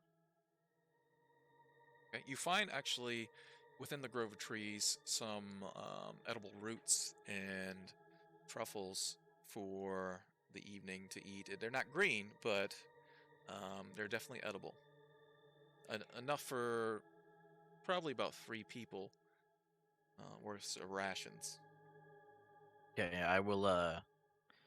So I'll take a portion, and I'll bring it over to the prisoner. And Dried blood I'll still just- on her face as she stares at you as you approach. you've lost your rodent privileges, but you still need to eat. And I'll place down like a little handful of the greens. Okay. And she does with her foot scoot him closer to her and just watches you. As like she's just putting them between her legs as they're folded, as she just watches you and waits for you to do whatever you're doing. And I'll start eating mine right in front of her, just munching on them, just watching. And you're eating the same thing you just gave her. Okay. Yeah. After some time, she watches you eat, and then she'll go ahead and try to eat a bit of it as well. All right. Orvin, what are you doing? I'd grab the axe off of the caravan, assuming we have a woodcutter's axe, and I'd go Yes. find some Yep. firewood anywhere that I could. There's enough camping supplies here for everyone plus some. I get that set up. You find an easy enough find a number of fallen branches that are dried out and small logs, and chop some up to make the fire. Go ahead and make a survival check or how are you lighting the fire? Do you I have mean, flint and if we- steel or? I was gonna say if we have something to light it, I would just do it. Yeah, If not, the I'd cart probably does, so easy enough. You don't have to rub some sticks together to light it. You also have, your Eladrin friend that can light it yes, as well. that's what I was gonna say. If I don't have that, I would probably ask Magic. the wizard to light Yes. it. Yeah. So, for me. with the group of you, you gather enough wood for the evening to light a decent fire, and some for in the morning for breakfast if you so choose. Belkin, what are you doing? I will go up to Zan or Zan. May I roll?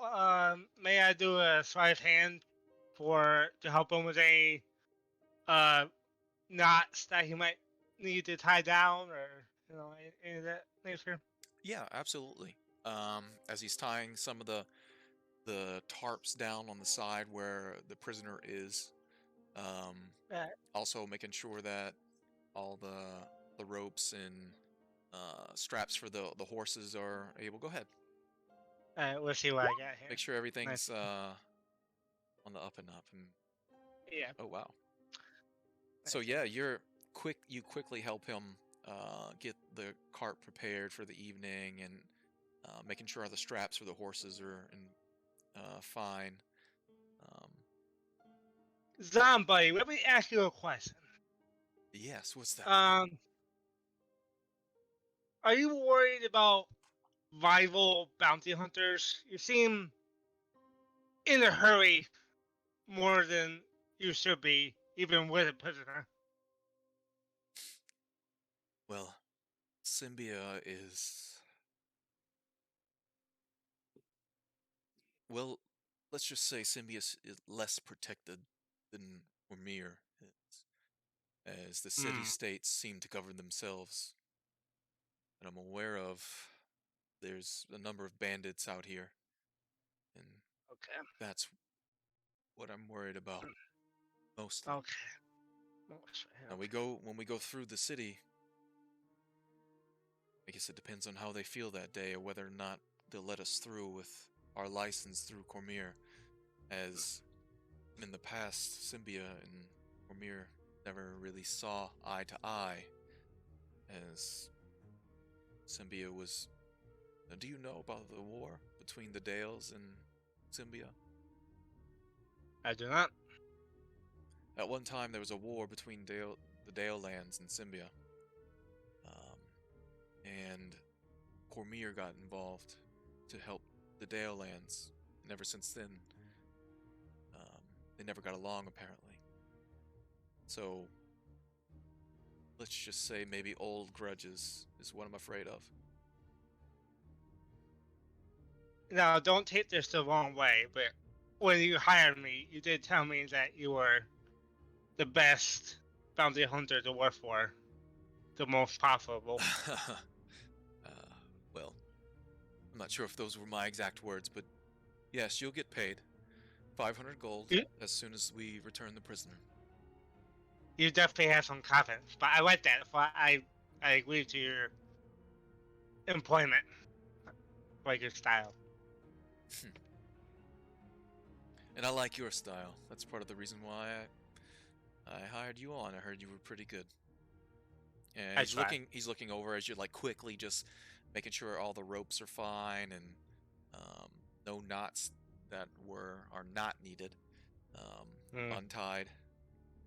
You have Yep. deft hands. Mm. Sometimes they're a little sticky, but you know that's okay. As long as they're not sticky in our direction, you should be No. fine. Of course not. Falcon, tell me, Mm. where do you come from?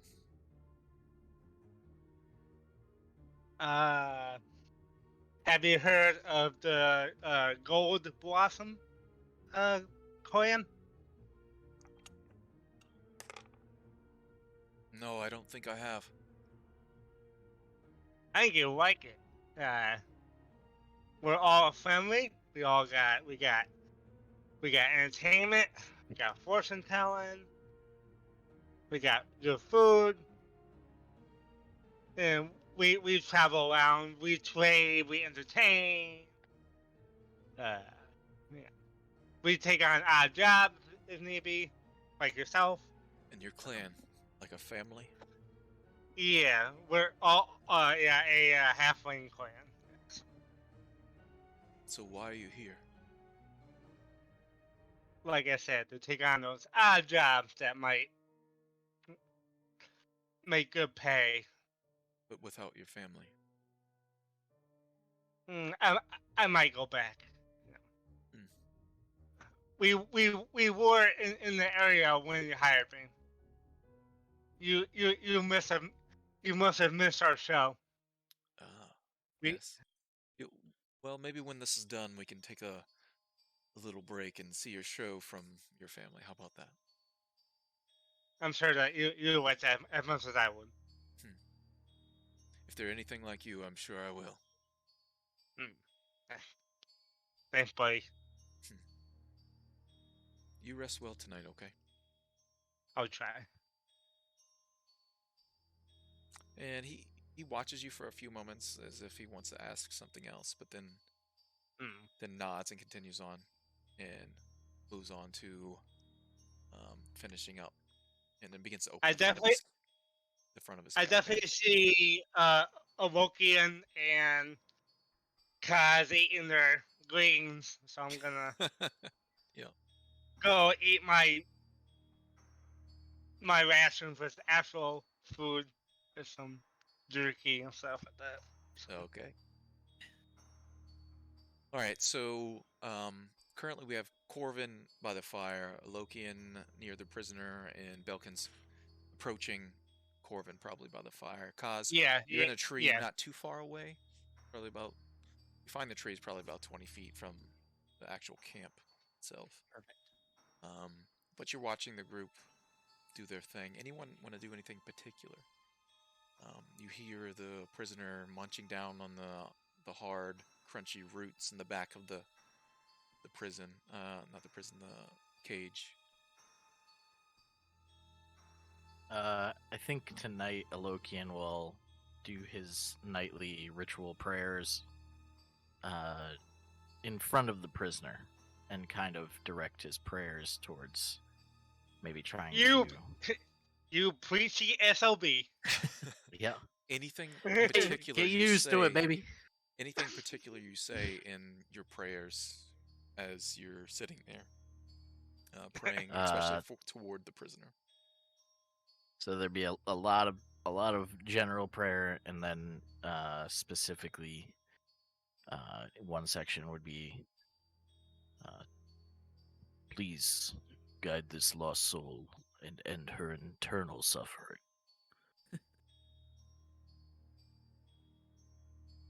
Okay. And then more general prayer, but I Go just ahead. wanted to like include her into it a little Go bit. ahead and roll me just a general religion check as you do your prayers and towards and do your religious actions as you're praying. Anything particular as far as like the ritual goes as you pray, or you just kind of just hold your holy symbol and pray? So I have that whole get up I have the symbol. I also have the censer, the little Censer. smoky, Yeah. So you burn and some the incense. and the reliquary. So I have like this little. It's like a little reliquary of a figure of Ilmater Okay. in his corporeal form. Okay. So bound, is it colored? Like bound in the red cloth, wounds and wraps Yeah, with and the all? wounds. Yeah. Yep. Right. She watches your prayer, but then kind of scoffs at the end of it. As Belkin is probably looking over, kind of laughing at this whole situation of him doing it in front of it, kind of making fun of her in a way. Corvin will kind of, as he's getting his journal out, he'll be like, yeah, just wait till he does it in front of you on purpose. And then he'll start writing in his journal. He hasn't asked me yet. No, just wait. It's going to happen.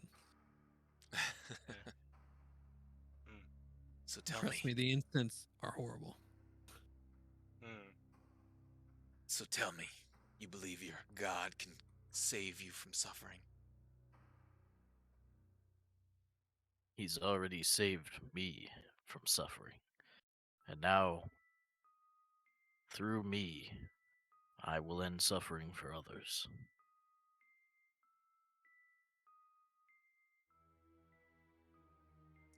Then release me. Let my suffering end so I can go and live my life.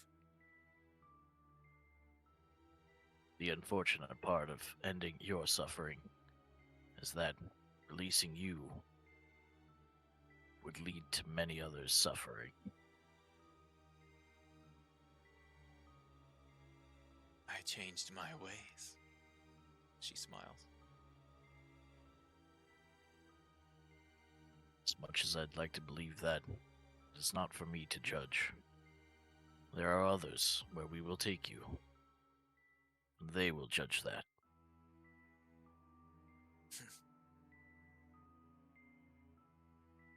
she looks down at the rest of the remains of the roots and greens that you found and just shakes her head. Very well. Suffering it is you choose.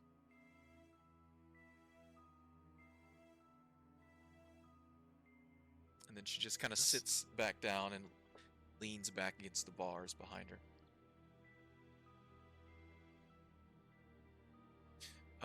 Finish my prayers. Yep. Most of the back of the cage now on the one side, on two sides of it, is now covered with the canvas, so that way it doesn't get too cold in there. And the side that's facing the fire is open, so you guys can look and see her. And some of the fire warmth is going into the back of the caravan where she is, and she just sits there and just stays quiet for the rest of the time. Zan begins to prepare for the evening, finishes some of his own food. He does cook a bit, gets out a small pot and takes some sort of creamy substance from a can and pours it in and looks to Alokian. Do you have any of those left? Motion, pointing towards the roots that you're currently eating. I believe just enough. And I'll hand him the last ration of. He takes some and cuts it up with a knife, and as he does, tosses it in to the pot, and then takes out a small pouch, and a brownish red substance begins to just pour it into Corvin. You know, this is the stuff that you absolutely hate. As it's just way too hot, way too spicy, and it's just like everything just runs. Your ears even run after you eat it. Just something you're not used to. And he begins to make himself dinner for the evening. Then after that, some time passes. Zan takes his leave and says, "Good night. I'm sure the group of you can handle our one prisoner for the evening." He looks over at you in the tree. Keep those eyes out. I'll nod. And he looks to your companion and smiles as he begins to leave and to go into his small portion of the caravan in the front. I'll keep Tomoe flying at 100-foot radius around the place. Okay. And I'll signal to Corvin.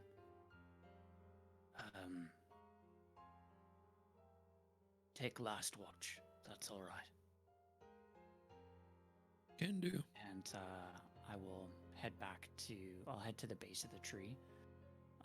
Just slide down and cross my legs, lean my back up against the tree with my blade across my knees, Okay. and enter my 4-hour trance. Sounds good.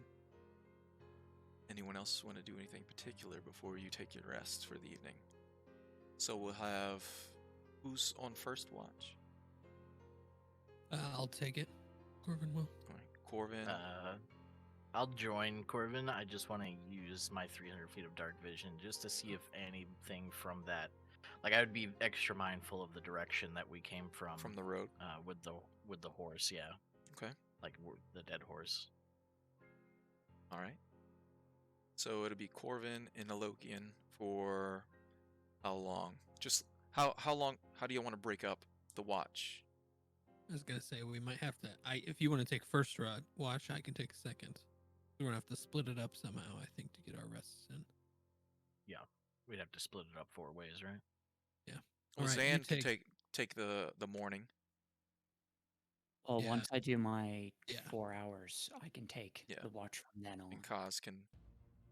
So I'll say, all right, you take it just in case they're right behind us. You can see better, and you are a Yes. tad more perceptive than I am. I will take my leave, and he'll head back to his tent that he set up. And All right.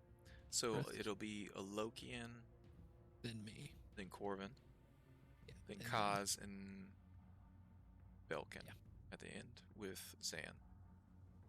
Well, I think Kaz can basically take the rest of the night after Yeah. he does Okay. his trance. All right, sounds good. So, Belkin, you don't have to take a watch if you don't want to, apparently. Yeah, you get to sleep in, slacker. He also can't see in the dark. That's one of the, I think, Yeah. Yeah. the other reasons we might not. All right. Everyone go ahead and make me a wisdom saving throw as the group of you get set for the evening's rest. Oh, I guess I wouldn't have to at first, or save it for later. You can save it for your rest. Yeah. Natural 1. For total 5. Okay. Rolling so bad tonight. All right. So, Kaz, you're taking your trance first, right? Mm-hmm. Yep. You're focusing and you allow your consciousness to drift into whatever place you normally reside in. You find your center and begin to focus on your training and the things that you've done to learn your magic and your power. And your consciousness gets pulled as something different than what normally happens during your trance. It's like a rush of wind, and as you're focusing on the tasks at hand and what you're preparing for the next day, and you get pulled and you're at a table, a long table, as you sit at one side of it, and to the left you see your grandfather. His eyes shimmering slightly as he's looking at you. His hair pulled back, his robes pristine. And then to your right, you see your uncle at the other end, the opposite end of the table. He looks dirty. He looks like he's been dragged through hell and back. His clothes torn, his hair matted, scarred and beaten. And then at the center of the table, there's a silver platter currently covered. And on the other side, opposite of you, is your mother. It's time, she says. It's torn.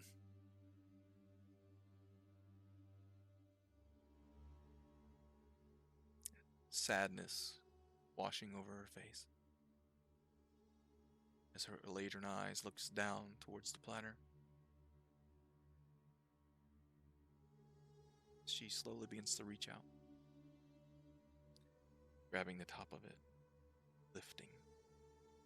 Blood begins to pool as she lifts, overflowing onto the table, overflowing across the edge table and to your lap, the floor, as she reveals the lifeless head of your father. She sets the platter aside.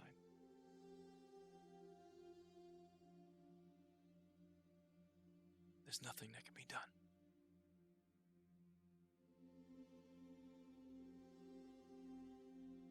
It's hopeless. She looks down towards your uncle. Anger crossing her face. And then towards your grandfather. His features decaying rapidly. There's nothing that can.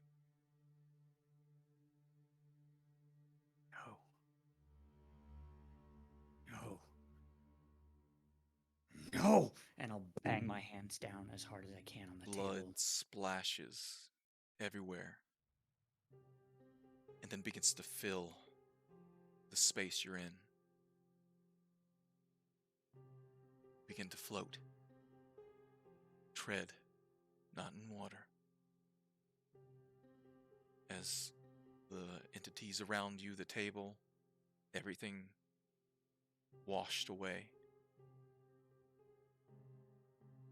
Your head barely above the surface. Slowly you feel the blood pulling just under your nose.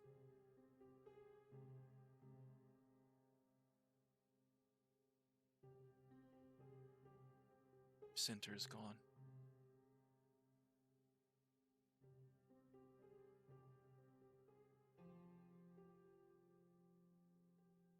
They'll all pay. All of them. And then it goes Oh. black. Let myself sink. And then it goes black. Alright. So on watch, Alokian, make a perception check. Okay. Do-do.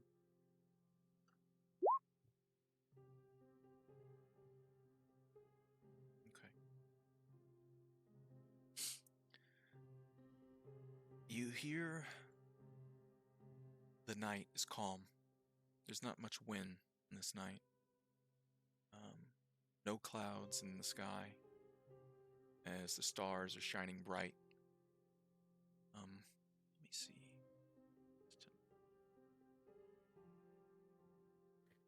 It's the 16th of Yeah. Myrtle. Going on the 17th. The moon seems fairly absent from the sky. So it's darker than normal. But for you, as you're blessed with the sight of twilight, aren't affected as much. But you can just sense and feel that the twilight itself in the darkness is actually the veil between worlds is close, as the signs in the sky are even closer. And you get a bit distracted as you watch the sky and the stars, following them. They're nebulous in expanse of darkness,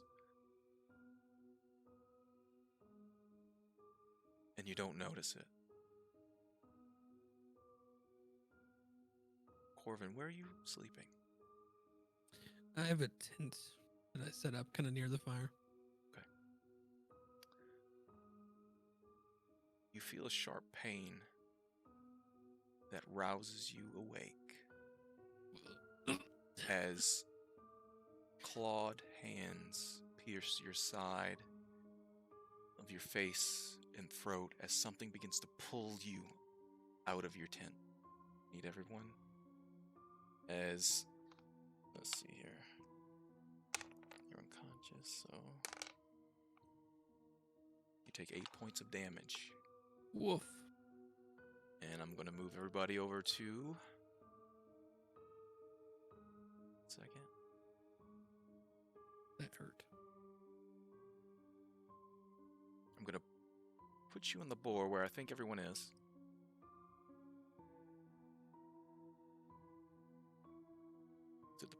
I'll shift over to the battle map here in a second. Everybody that's in the stream, so just give us 1 second as we set this up. Corvin. I'm going to say you're in a tent probably closest to the caravan itself.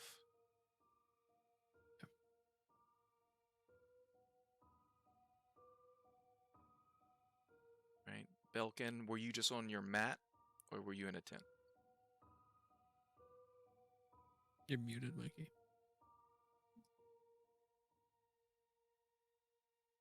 You're muted, Mikey. I don't know if you can hear. You're muted on Discord. Yeah, there you Yeah, sorry. There you go. You're fine. I thought you were trying No. to mute your headset. My cat is on the desk, so I can't see where the buttons are. Oh, kitties. Well, anyway, yeah, I'm on the map. Okay. Let's say you guys are there. So let's go ahead and so Corvin, the pain Yes. racks your body as something tears into the side of your neck, chest, and then even into your face. And hovering over you just inside of your tent as it's raking across your body and pulling you out of your sleep, you see a humanoid form with dark, wispy wings that's kind of wrapped around the front of its body. The lower half of its body, where its legs would be, you just see a number of dark tendrils writhing. Its face covered in spines and sharp teeth, red eyes kind of peering down at you from its slick, smooth black skin, and two curved horns pulled back behind its head. As this small creature, it's small in size compared to, similar to probably Belkin, small stature, but it did indeed do a large amount of damage to you as it um, awakens you from your slumber. And Okay. you can go ahead and you guys see the turn order. You can go ahead and roll initiative. See if that works. Joey, Belkin. do I still have Yeah. advantage? Yep. It doesn't go away Yes. until it's used. Yep. So You still wow. have advantage. Wow. That's crazy. That's a good ability. And so that'll be the turn order, but I need you to roll perception checks to see if you actually wake up as things begin to transpire. Corvin, what do you Yes. do as soon as that happens? Alokian, you do see the backside of that creature now revealed as it's attacking Corvin um, in his uh, in his tent.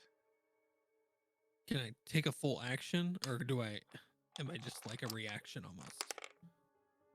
So it only has a 13 for its initiative. So we're gonna go ahead and just go with initiative order there, and it's gonna be Alokian.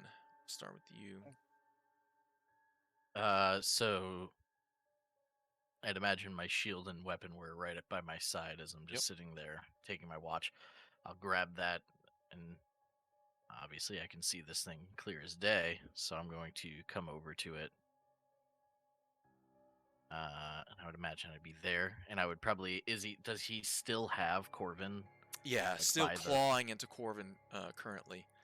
You can see Corvin's kind of bleeding from the front of his chest, neck, and face as his claws just rake into it. Okay, so I will immediately just take a big old swing at it with the warhammer. Okay. Make your attack. Just All right. You swing down at the back of the creature as it does turn to look at you as you approach. Your warhammer does strike it. So go ahead and roll damage.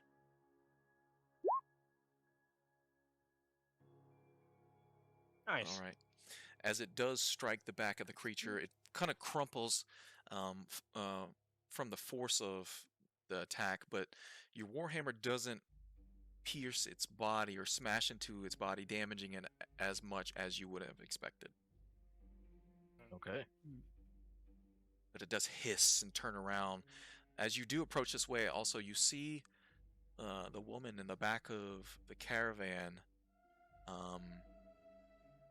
like eyeing the group of you, seeming excited about what's happening currently, and she begins to murmur a few words as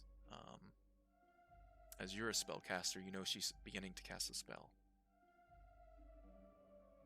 But it's not her turn currently. So let's go ahead and go to Belkin. Did you need me to roll a perception? You said? You don't need to roll perception at this point. You can see. Oh, okay. You can see what you see currently. Okay, cool. I will go behind the tent and then aim my bow around the corner and fire a shot. Okay, go ahead. Let's see here. Short bow. Halfling luck. Okay. Try again. 11. All right. You aim and trying to shoot around a Lokian right now. So, yeah, Belkin, you're trying to aim between a Lokian and the creature as the Lokian's on the back of it, just smashing his warhammer down on it. You take a shot, but it just barely skips off the ground beneath the creature. Unfortunately, 11 misses. Yeah. All right. Orvin. Okay, laying You're on the ground as Yep. these like claws are screeching across me, I'm going to yell enemies, and then I'm going to grab him by the arm and grab my sword at the same time, and I'm going to use my my drain essence ability. Okay. So Go it's a ahead. melee Roll a melee melee spell attack. Yep. 22. All right, that definitely hits as you grab the Nice. creature on the arm as it's clawing at you. So that'll do 5 points of damage, and I Mhm. regain that 5 to my health. All right. Very nice. And then I will Nice. stand up and draw my great sword and kind of shove him away and swing it. And Okay. And that's Not today. necrotic damage, right? yes, it is. All right. You drain the essence of the creature, but it doesn't seem like the damage that from your divine self is doing as much as it should to this creature. Do I still gain It does 5? wince. Yes, you still gain your 5, but it does wince from the attack. And I will, yeah, I'll push him away and stand up and draw my sword. Not wearing armor currently, so I'm very squishy, but Yep. I will stand there prepared. All right. So just before Kaz, Livshana finishes her words of magic and divine power as the shadows around Alokian kind of pool out towards the creature and up its body, and you see some of the wounds that you've caused begin to heal. Uh-oh.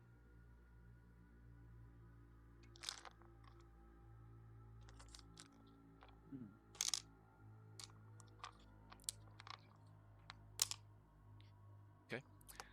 You see all of the wounds on its body heal Oh, damn. from her magic.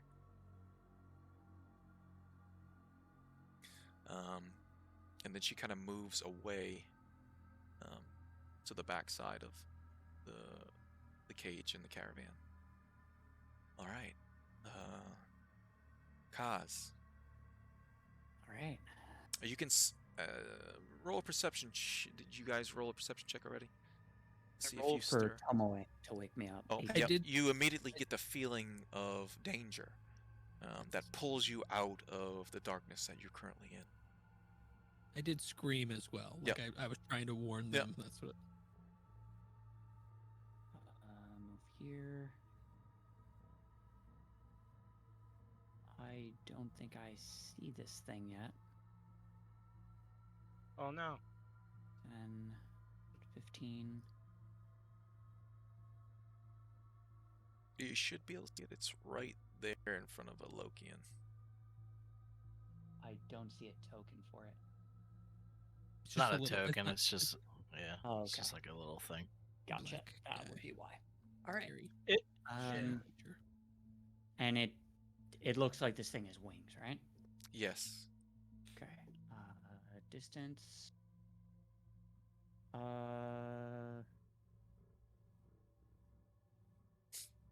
I am going to cast Cause Fear.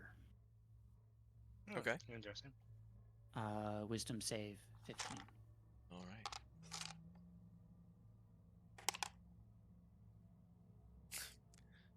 A natural 1.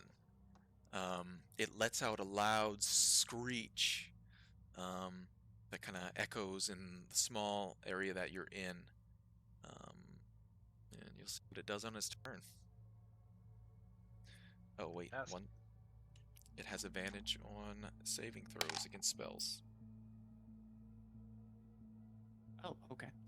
Does a 13 beat it? It does not. All right. It still lets out the loud screech. It's frightened the shit of me right Yes. now. Good.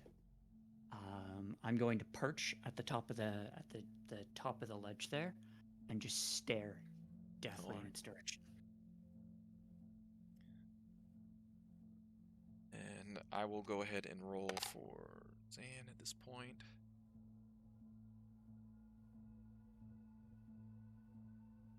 As he begins to stir as well.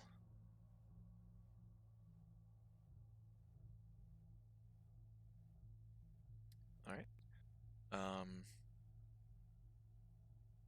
So Zan is actually going to go after Kaz on this next turn. Round rolls over, and it's going to go back to Alokian.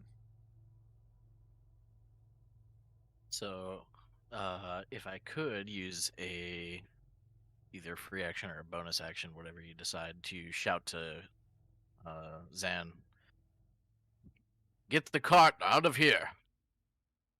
Okay. And that can be a free action, that's fine. It's less than just a few words. okay. And then I will once again just swing at this creature with the warhammer.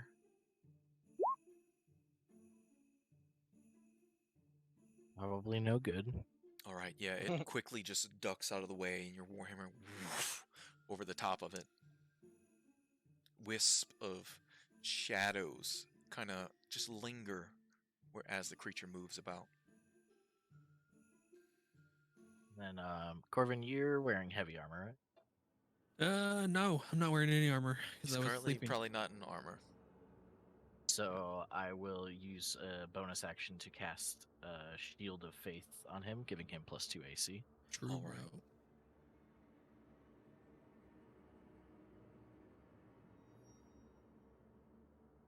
Better.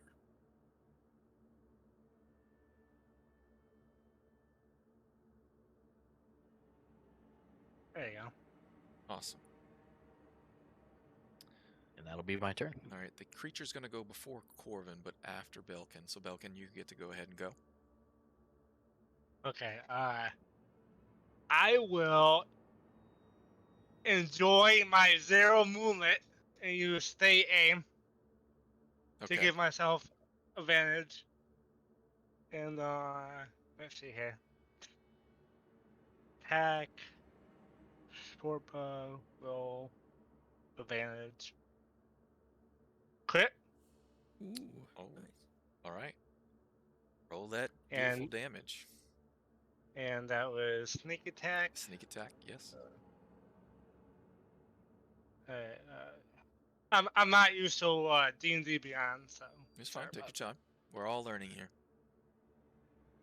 You can click on the short bow just like normal in the Roll20 thing for the damage. Oh, yeah, right, just right. like you. Oh, right. You're right. For once. Rude. Why is it not doing damage? What the hell? Alright, it did. Wait, was that damage? Oh, no, that's Nope. a D20. I was about to say, that's a d20. You could, Click on you the- could just hit it in Roll20 as Click well. on where it says short Yeah, bow aim. Yeah, Like the click on the normal way pink. you roll damage. Oh, right. The highlighted right, word, right. short bow, yeah. Gotcha. Okay. Alright. Sorry about that. You're good. All good. Try this again. So, oh, that's only once though. That's okay. It didn't click. You want me to do the damage again? Yeah, roll the dice, both the dice again. Oh, yep. Yeah. So 12 or 6, let's say 14, 16, 20 damage. And Belkin's bolt pierces the back of the shadow creature's skull and comes out the side of where its nose would be.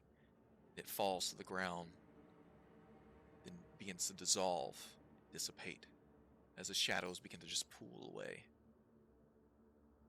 Corbin, you okay, buddy? Better now. And you guys would kind of watch as like the shadowy essence kind of came from the creature and is healing his wounds currently. You see Lashana kind of just slump back, half smirk on her face as she's watching what's unfolding before her. And Zan looks back to you, Alokian, as he's standing now on the front of the caravan. You want me to leave with the caravan? He's looking around to see if there's anything else in the area. It seems to have been clear for now. Just stay put until we decide something further. Corvin will go up to Lushana and grab her and pull her Make a- towards the bar. Make a melee attack with advantage as you try to grapple her. 16. Yeah, she's not very dexterous as she's kind of chained up, and you grab her and pull her towards the bar. I will grab like part of her sleeve and rip it off, and then I will shove it in her mouth and tie it around the back of her head so she can't speak. Okay. And then I'm gonna take her head and just slam it into the bar and push her back. Make a sleight of hand as you tie it to see how well you tie it behind her head. Probably not very well. Okay, 14, not bad. All right, you tie it enough to where it's in her mouth and around her head. Slam her head against the bar. Trickle of blood pooling now where she hit, and she falls back, prone on her back currently. And Corvin will just kind of roar in anger and grab his great sword. Zan at the front looks back at you, Corvin. We need her alive. I know that. I know. I'm not gonna kill her. Did she summon that thing? Do we know? I don't know. She just you can't tell if she's smiling now as the thing is in her mouth. She'd be smiling even if she didn't summon it, so I'm not sure that matters.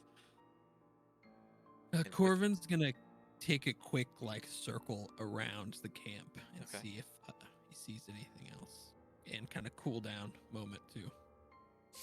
All right. Alokian will follow and put a hand on his shoulder and cast Cure Wounds. Thank you. Everyone all right?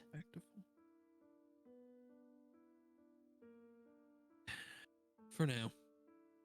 Make a perception check as you make your circle. Do you bring a light or anything, or are you just going to go into the darkness? Well, I'm just going to go into the darkness. Okay. I mean, I could cast... There's enough light. low light here, probably from the stars, as it's a fairly clear sky. There's no moon to be clear enough. You can see a few, 10 or 15 feet ahead of you. I'll be with them too. Okay. What kind of damage did that creature do to me? That was slashing damage. Okay. Yeah, I'll go around. Because I have dark vision, I'll kind of do a quick sweep. Oh yeah, you have dark vision. Never mind. Yeah. Go ahead and roll a perception check as you're moving about to see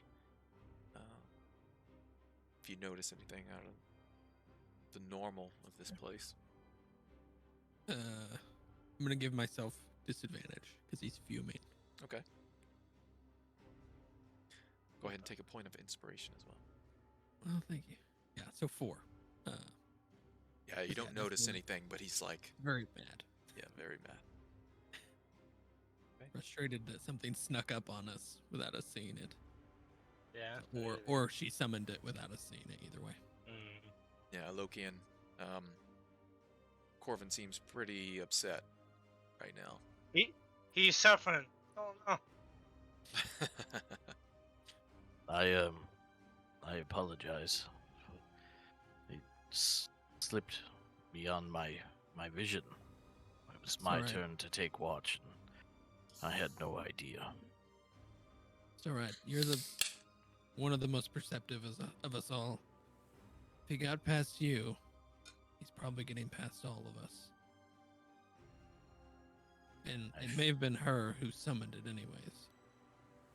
But Might have been. I still feel terrible about this. I all right. apologize.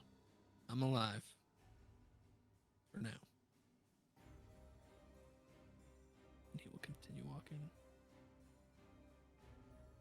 Okay. How far do you go?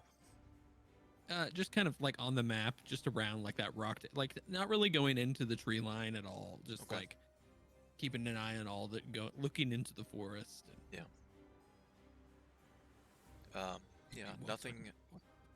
nothing unusual beyond what had already transpired. Corvin notices. Okay.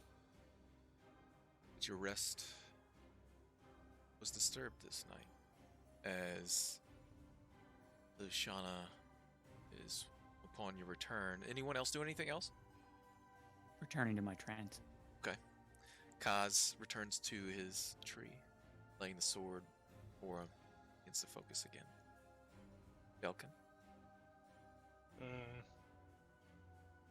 Zan is up and about and moving around the caravan, checking the prisoner, checking on what happened.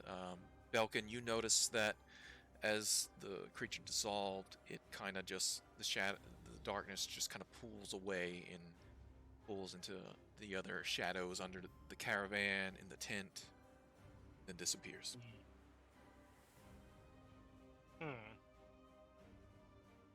I'll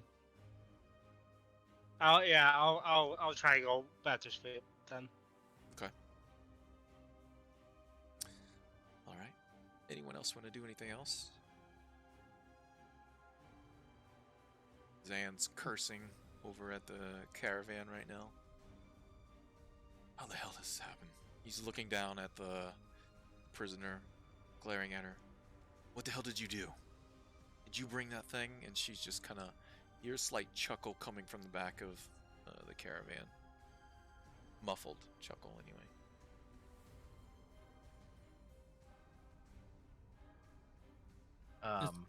Go ahead. Before I try to go back to sleep, can I use the verbal magic of detect magic to try and see if there's any kind of anything coming from her to indicate like she might have done this? Okay. So you activate detect magic, focus on that, and you do feel magic in the area. And you begin to focus on those magics. You get a lingering magic upon the ground where the creature had slain. But you don't get any magic coming from her. But you also get magic coming from the front of the caravan where the lantern is. Yeah, that's what you get. You want to focus on that magic and try to see if you can... Go ahead and roll an Arcana check to see if you can discern anything out of those.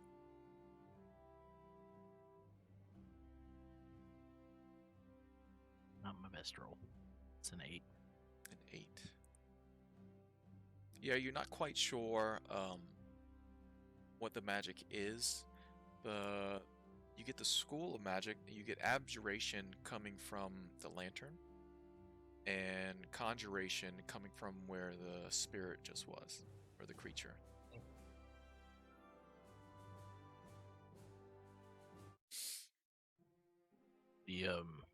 And I'll talk to Corvin.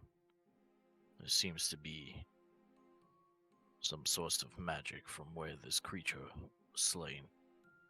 A conjuration of sorts. So she either summoned it, or, and he'll kind of look around to the forest.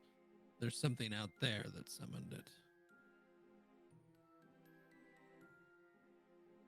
My guess That'd would be on be- her since she healed it. It's hard to tell. She could have just been taking advantage of the situation as well. This is true. I feel like perhaps if she was going to conjure it, wouldn't she have done it the first night or some other time before? And also, don't forget, something did attack and rob that horse. We might not be alone out here. Definitely need to keep a keen eye, as keen as we can.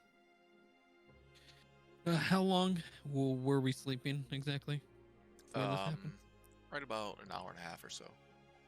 Okay, so it's about time for my watch, probably 2 hours. I guess would Almost, be my yeah. watch. You're probably angry enough that you probably won't be able to go back to sleep regardless. Yeah, I'll probably Loki and just go ahead and go off to sleep. I'll keep an eye on everything until I can wake up Kaz. I will sleep next to where you keep watch so you can wake me if anything comes. Sounds good. If you can handle it, you may want to sleep in your armor. That definitely didn't help me. And he'll put on his armor before his watch. Okay. Yeah, he'll keep watch. Awesome. Keeping a very distinct eye on Luciana. Very good. So, the rest of the night goes uneventful. As Corvin, you wait for Kaz to wake up from his trance. Zan does stay awake a little bit longer. And just keeps an eye out as well, as he's somewhat shaken from that. He's already nervous enough because of traveling through this territory. But eventually he does return his quarters and rest the rest of the evening. But Zan, you awaken from your trance, or pull your consciousness back to your body as you feel prepared and ready for the next day. I'll keep an eye out, and once I'm sure everyone is asleep, I'll head over to Livshana. Okay. Corvin, I don't believe you're going back to sleep, are you? Yeah, I will. You will, I'll okay. need to if I want to take Yep. a long rest. Yep. Well, that's up to you. Yes, I definitely All right. do. So All right. Kaz releases you from your watch, and you return to sleep. When Zan returns to sleep and everyone is resting, I'll head over to Livshana, peer into the cage, and whisper, "An eventful night." She gives you a nod. Is that you, perchance? She looks around, and then back to you. I suspected not.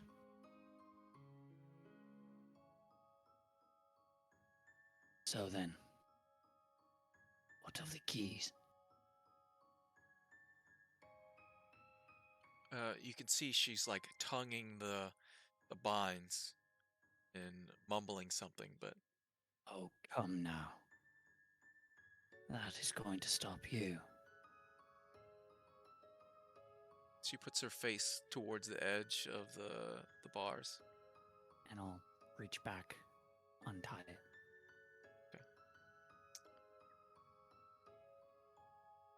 Well, I have to ask the Dark Lady now. Did you not do that already? I Kind was of pressed waiting. for time. And she sits down, closes her eyes, begins to focus, and begins to cast a spell. Okay.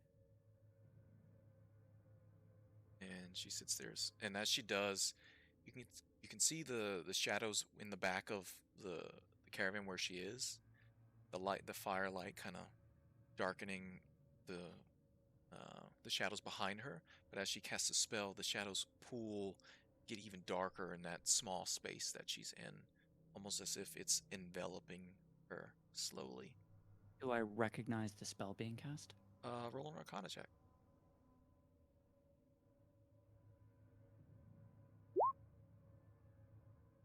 16.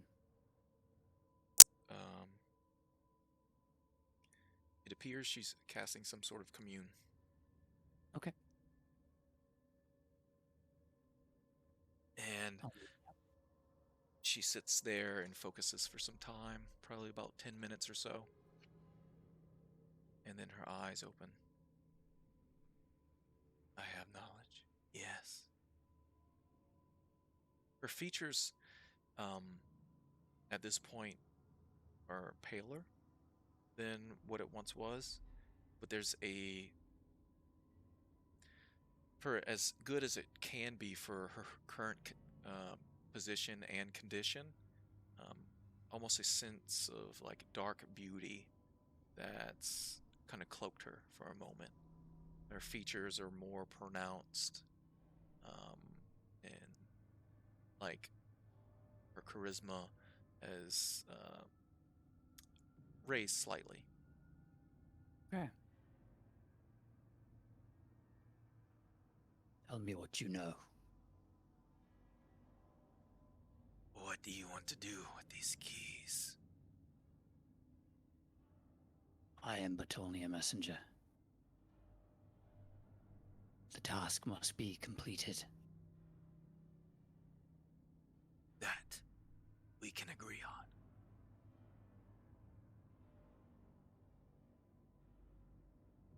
Tell me what you know of the keys and where they may be found. One is within Wayloon. Good. Others?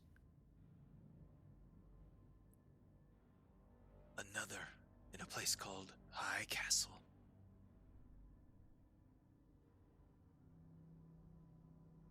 All right. What was the name of the first place? Sorry. Wayloon. Wayloon. The prison. Ah.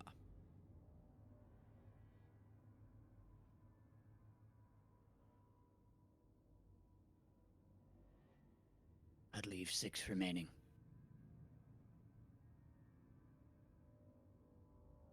Are you aware of their locations? The Dark Lady has a few.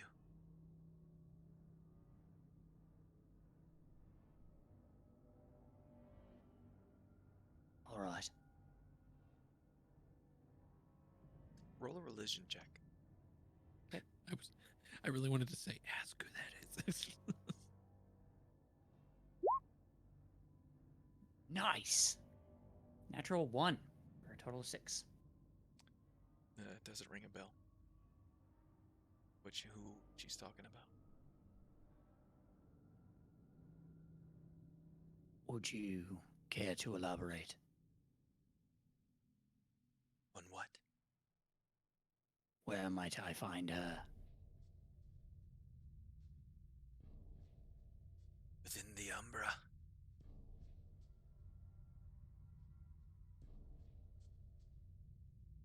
She is the mistress of the night after all.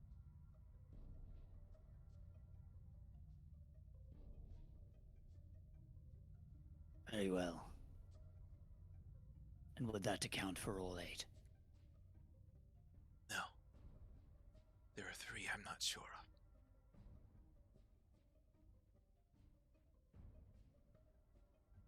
I thank you.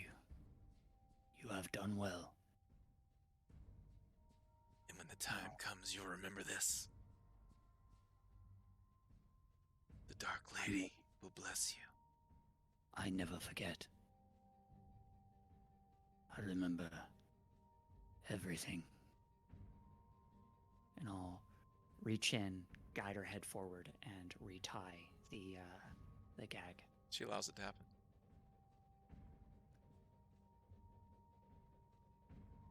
And I'll go and search around the perimeter for the remainder of the time. Okay.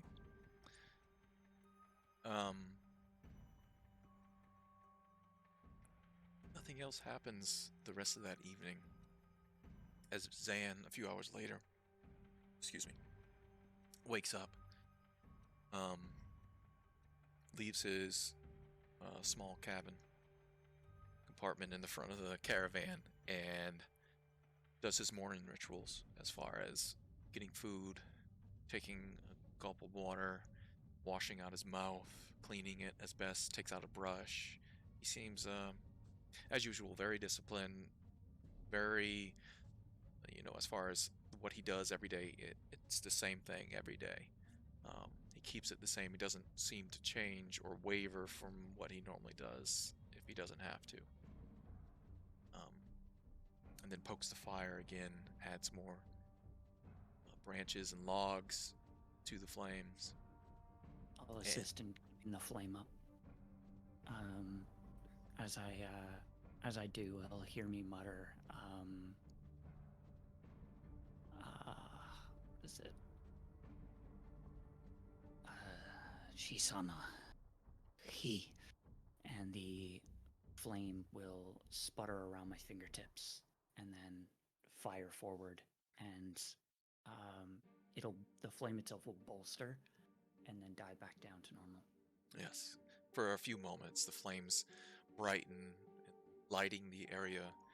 Even though the sun is, the sky is starting to turn color in the east as the sun is soon to rise.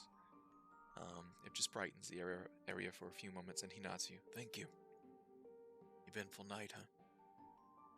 Indeed. He looks back towards where the prisoner is. Anything else happen? She attempted to mutter something, but being gagged and all. I presume she was quite pleased with herself. You think she did that?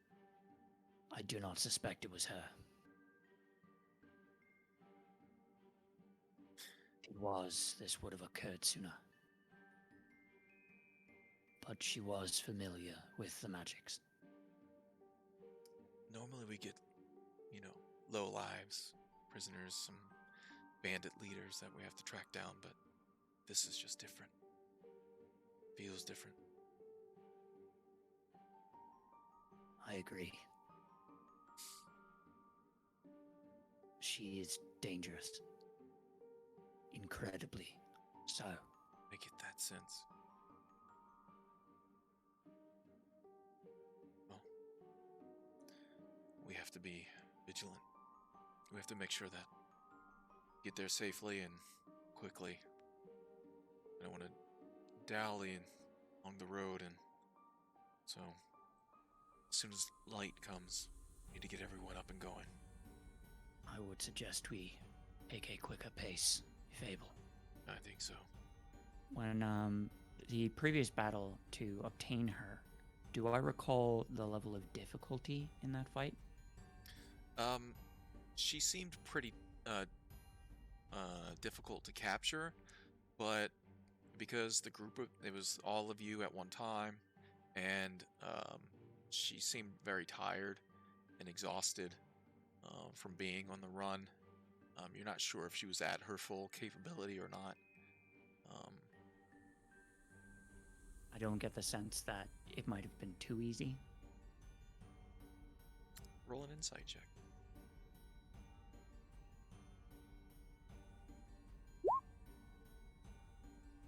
11. No, it doesn't seem like it was too easy. Probably just from her being exhausted and tired on the run, not able to rest. Alrighty. Okay. I'll head out around and grab any forageables, berries, and such. Anything that I can make a breakfast salad with. Okay. Go ahead and roll a survival check as you look for forageables in the area. Oh, 12. You find a few small cloves that are in the shape of they're 3-leaf cloves and in the shape of hearts. that you know to be edible. They have a bit of a bitter sour taste, but you can find enough of those to make your breakfast for the morning. But not enough to share. That's all right. They're all capable. Well, hopefully. All right. Zan will begin to pack up his things and getting in the cart even before daybreak. Um, he quickly just eats a ration, takes some water, and then begins to, as soon as he feels that the group of you had enough rest, he begins to wake you one by one. Um, Having some broken sleep and even just being on edge, everyone kind of tossed and turned. It was difficult to allow yourself to just go into that deep sleep. Just the innate nature of just being um, on that end of being attacked at any moment shook you to the core. So it was really hard to get a full night's rest, especially with everything that's happening. The night before was even difficult for some of you, but this night was even worse. But you all wake and are rested and got your long rest. Huh. Zan does wake you one by one. He wakes up Corvin. He wakes you up first. Hey, Corvin. Or jump up and probably like grab his sword. Yeah, Zan's kind of freaking out a little. was probably prepared for that and says, Yeah. Get up, we need to get going. Of course. And he'll stand up and Are you immediately start okay? rolling him. I'm all right. He looks to where you were wounded. You still have the bit of the scarring that's still healing from the magic, but still tings a little bit. Yeah, I'd imagine there's like this necrotic, like veiny looking stuff that where the wound was that has healed. That was actually what healed it. Yep. So it like left this weird, That energy is still in there. gross scar. So All right, we need a vigilance. of course. Get up quickly, and then he moves over and wakes up Alokian. Alokian, it's time to rise. Yes. We shouldn't suffer Okay. anymore out in this wilderness, as for as long as we have to. I've said it better myself. All right, and then he moves over to Belkin, kicks Belkin's boot. Belkin, you're muted. 5 more minutes, Mom. You're muted. I don't want to go to school today. Your Discord's muted. Your Discord's muted. Yep. Oh, Now your video's out. Get out of the way, cat. You Get out of the forgot way, how to Cat. Twitter. I'm not using Discord. Some of this. Oh, cool. That's okay. Ugh. Yep, I'm up. Language. All right, quickly, gather your things. We need to get moving. And Zan moves over to the horses and begins to get them back into their straps and onto the caravan. Alokian will go to meet Corvin. Just grab him by the shoulder. The daylight blesses us, and he will have today's vigilant blessing, so advantage on Okay. your next initiative. He'll Noise. hit you on the shoulder. Ditto. You And feel then- you feel the divine energy come from Lokian and rises your awareness of what's happening around you. Though you're not sure if it's from a Lokian or from his god, but you doubt the latter. Absolutely. So, the group of you gather your things, put your tent away, your bedrolls onto the caravan. You can see Livshana, she's currently seems to be in trance. The back of the caravan. The blood's kind of dried on the side of her face. She still has a bit of the gore from her meal the day before on her face as well. Um, and Kaz, for you, she looks as terrible as she did before. That sense of raised charisma kind of waned now All right. Good to know.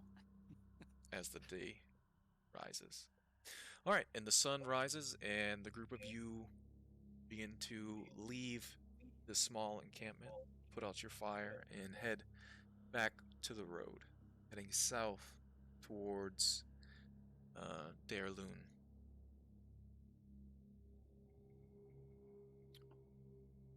Kaz says that there's probably another day's travel ahead before you actually hit the city proper. And not Kaz, I'm sorry, Zan. Zan says that there's another day's travel ahead of us. Stay on the lookout. Job well done so far. Make sure she's tied and bound and can't speak this time. If it gets any worse, he looks to Corvin. Break her fingers. He gives a smile. Gladly. All right. And the group of you head south towards Dairloon. Go ahead and someone roll me another d20. Oh, roll it. All right.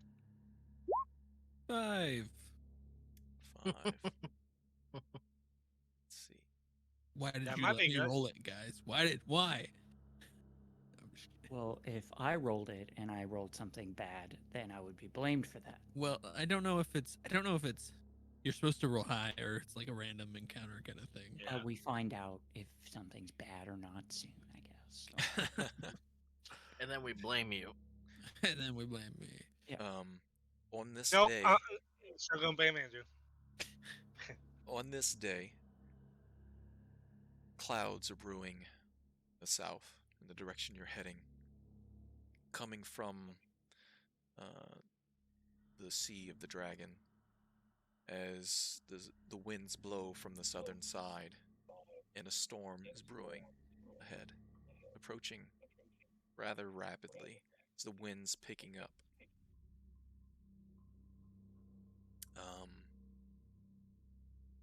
And that is what you see ahead of you as far as your travel.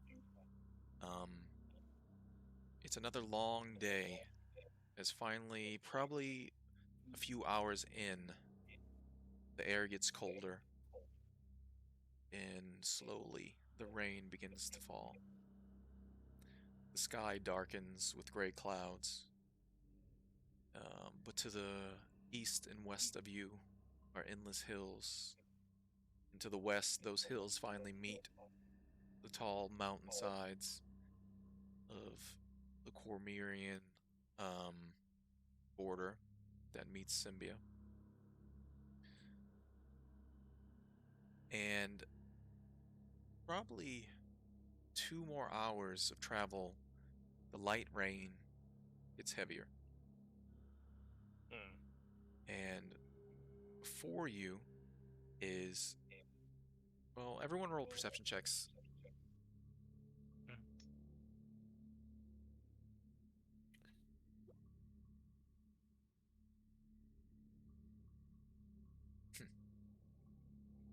Oh goodness. 17 for me, 11 for Tomoe. Okay. All right. The owl seems reluctant to want to fly currently in the current coming of the storm.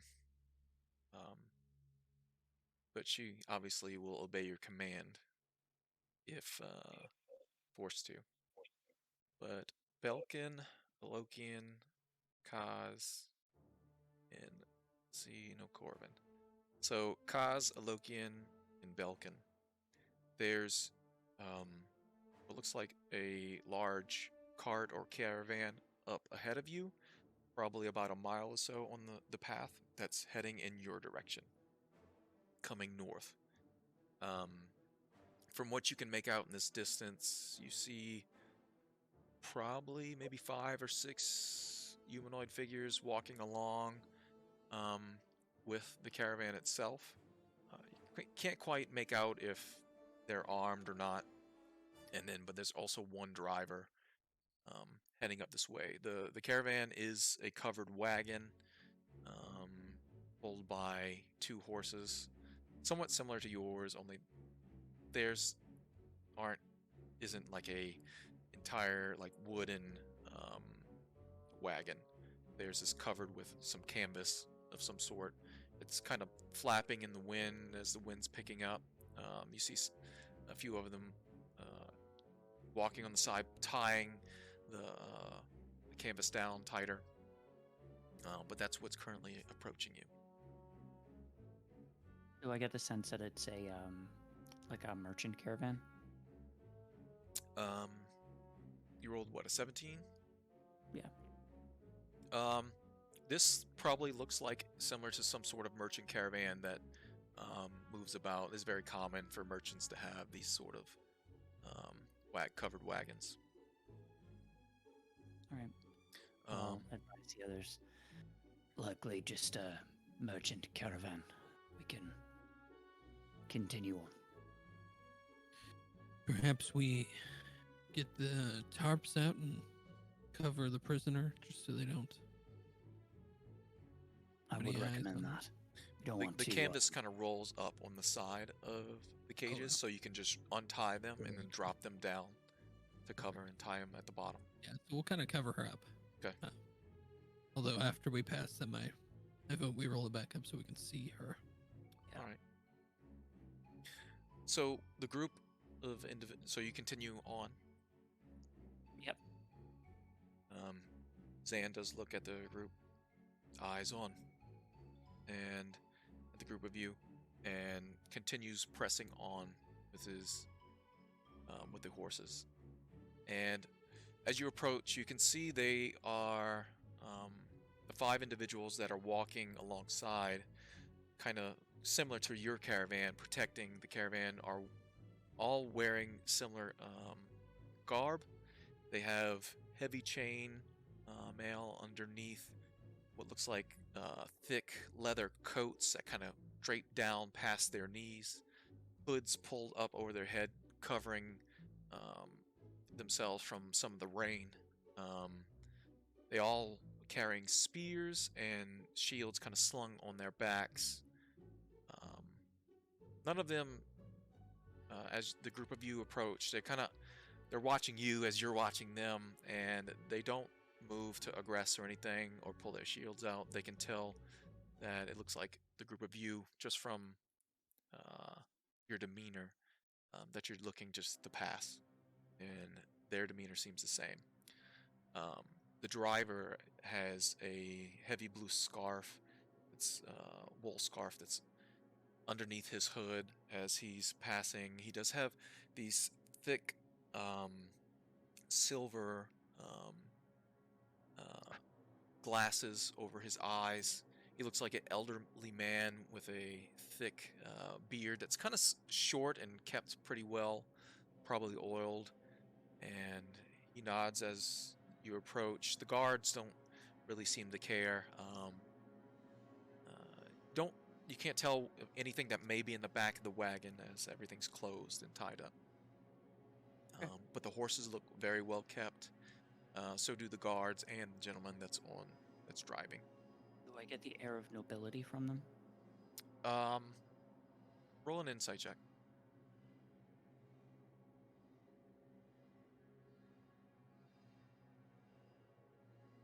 Natural 20, 22. Nice. They definitely don't hold themselves as some sort of nobility. He probably is more than likely just a decently well-off merchant. I mean, nobility probably would have a much better caravan than this individual as well. Okay. And more guards. All right. I'm happy to leave them be then. All right, they all wave as you pass, and they allow you to travel on, and so do you. If nothing else, we'll continue on. 2 more hours of travel, and let's see here. On the horizon, you can see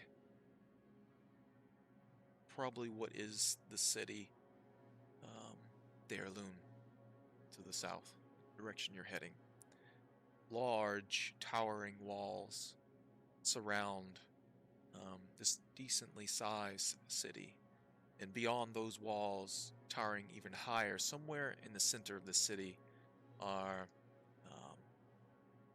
5 spire-like towers that have a larger dome, pointed domes towards the top of them. They look very... Can't make out much detail, but from what you can see, they look probably well made and ornate. But it's probably a few hours away, ahead of you. As the evening draws near, lunch passes, and Zan says, "Just rations. We're not going to stop." Of course. And continue on.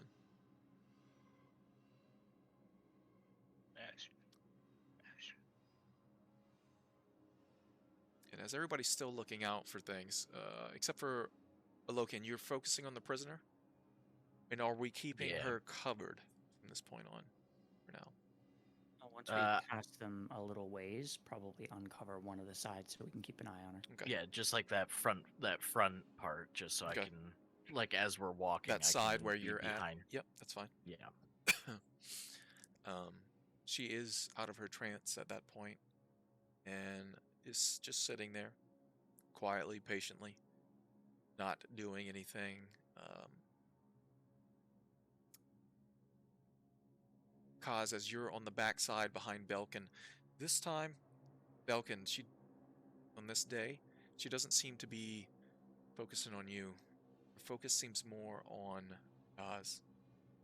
That's her. That's her boss. As she seems to be focusing on him, staring at him from time to time. There's something there that, just like the day before, she's just attracted to. And you're not quite sure why. Like, she'll just sit there and stare at him, almost as if like she's looking just beyond him. Similar to what she did to you the day before.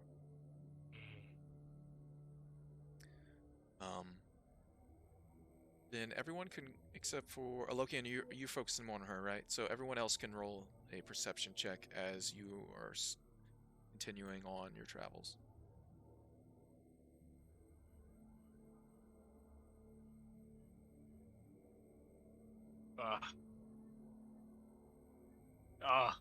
Okay. So bad. I'm away 19, and me, a natural 1 for a 5. All right. We will be back. In the storm, she reluctantly leaves and flies ahead, like you've done before, to look out, and you get the feeling of curiosity. And then she returns as she's getting that feeling that there's something ahead. The rest of you, especially in the rain that's now pouring out from the sky, the darkened clouds ahead, Loken, you do see better than the rest as you have the eyes of the twilight, but still hard to see what's going on, especially because you're focusing on the prisoner more than anything else. Roll for Zan.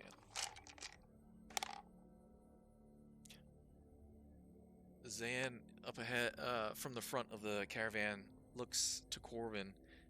What in the 9 hells is that? And What do you see?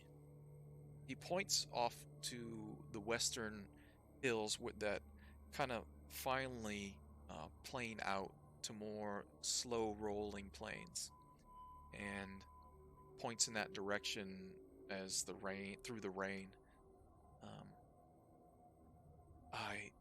I'm not sure. You can go ahead and roll perception one more time to see if you can notice what he's pointing at.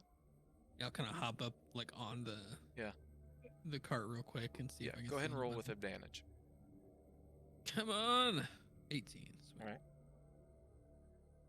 And you're trying to focus. So the city's south of you, and off to like the southwest. He's pointing in that direction. And there's some fields out there. You can see some farmlands beyond that. But in those fields, not too far from the city, you see what looks like 10, 15 people maybe, humanoids. What are they, running around in circle? You're not quite sure. You can't really make out exactly what's going on.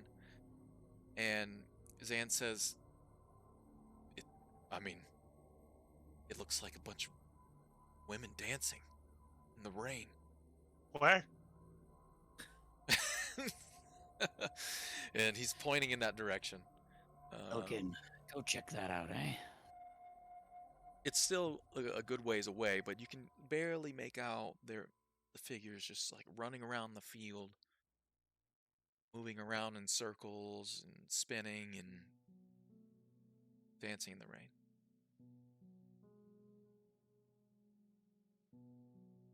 Yeah, I'm not sure what to think about that. I haven't seen anything like that before. They're having a party in the rain, it looks like. If I learned anything from Oh Brother, Where Art Thou, I think we ought to not go that way. And they're not on the road. They're pretty far off the road itself, near some farmlands, but not quite in the farmlands, just in some rolling fields, grasslands. But the group of you continue on another hour or so, and you finally get closer to Dairloon. These curtain walls around the city reach high into the sky, probably about 500 feet. Thick, heavy stone, built long ago. Towers on multiple points along this curtain wall that surrounds Dairloon. You see a number of merchant guards at the front of the gate, and past them, the gates aren't closed. There is a palisade that is currently raised, a raised iron gate. This place looks like it's been well built. The defenses are well built in this area. A lot of money has gone into protecting this place for whatever reason. And much like before, those ornate towers high into the sky. Zan looks to the rest of you. We have to go through the city, unfortunately. I don't know of another way around unless we can find a path through these farmlands. But that may be a trek on its own. Seems like our best option. Kind of look back and kind of motion to close the tarp again on her. Yep. And he will pull up a cloak and try to cover up, assuming that people might not react super well to an ASMR. He'll cover his face. Okay. As you are closer, everyone else can see the group of individuals that's in the field. A bit away from the city, but you can make out their flowing white dresses that are currently soaked. Many of them have long, beautiful red, blonde, maybe a couple brunettes in there, dancing around a individual that has some sort of ornate golden plate armor, that her hands are raised into the sky, and you can't make out if she's what she's saying, but you can see her mouth is moving as the individuals dance about this person. I'll send Tomoe in and look and listen through her eyes and ears. Okay. Lokian, you may want to hold back Belkin. Make sure he doesn't run off towards the women in wet white dresses. I'll just keep my hand on the side of the cart to guide me as we're continuing on. And Okay. So do we stop the cart, or do we just allow the cart to continue? you guys? I say we continue. Yeah. Okay. So you cover the prisoner in the back, and the cart continues on. It's going to take a few moments for her to reach the area where these individuals are. So the cart finally makes it to the eastern gate, as the road kind of turns and goes into and begins to head west as you finally make it to the Way of the Wyvern, the main road that heads south, east, and west into and out of Cormier. You make it to the gate, and a number of guards approach you, not surrounding you, but just one of them holds his hand out. Hail, travelers. Are you doing this fine evening? You can hear the sounds of the rain bouncing off of his metal helmet. Wet. Yes, it is. What's your business? Just looking to pass through is all. Zan nods. Yes, just passing through. We have business in Cormier. Oh. Okay, he says. And a couple of the guards go around the caravan, just eyes it, and what are you bringing through these areas? We have No business here in Darloon. we have a bounty in the back. For Cormier? Yes. Very well. Let him through. And they do take a note of the group of you as you're passing through. Your owl's eyes and ears finally meet the sound of a beautiful voice singing. What languages do you speak? Common and Elvish. Okay. You can't make out the words that she's currently speaking, but whatever she's saying, it's entrancing and beautiful, as whatever performance is going on out here is quite interesting. A number of these individuals make a perception check for you.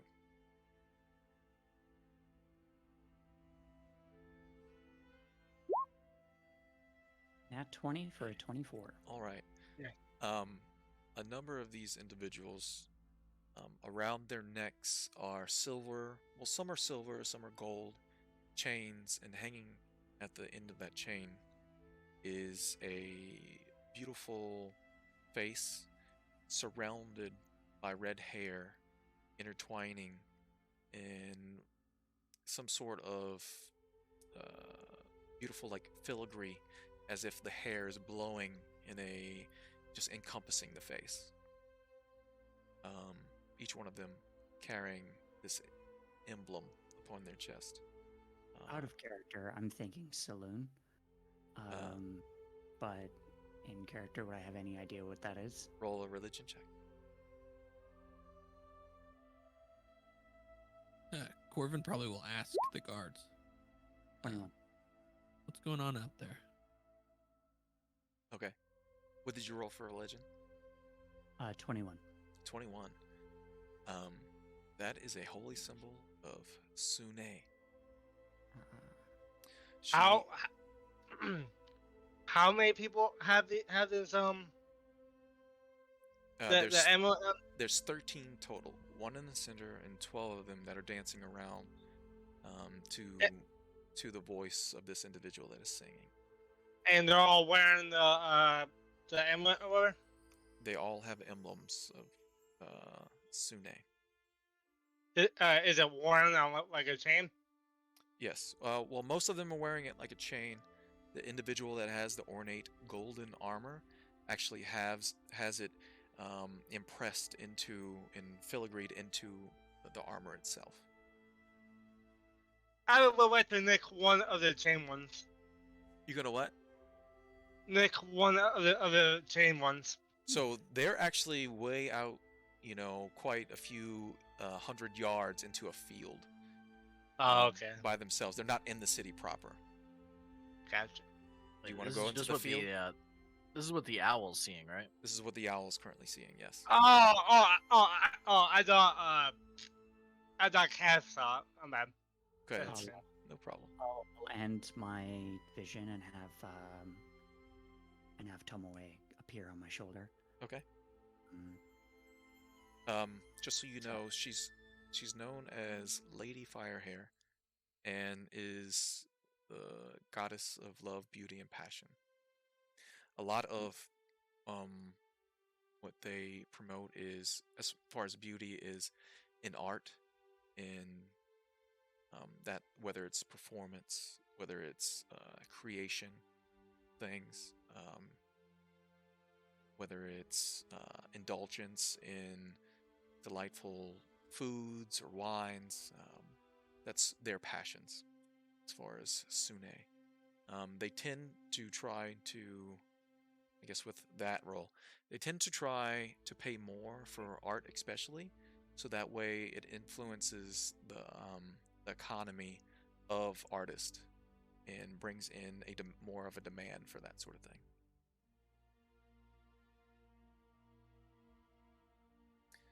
All right. What do you ask the guards?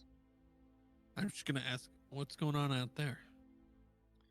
Oh, Kind of out of my head that way. that is the clergy of the Princess of the Passion, Sune. Hmm. They What are have, they? they have a temple here in Deirloon. What are they doing? They are performing for their goddess. Ah, that's interesting. Kind of side eyes.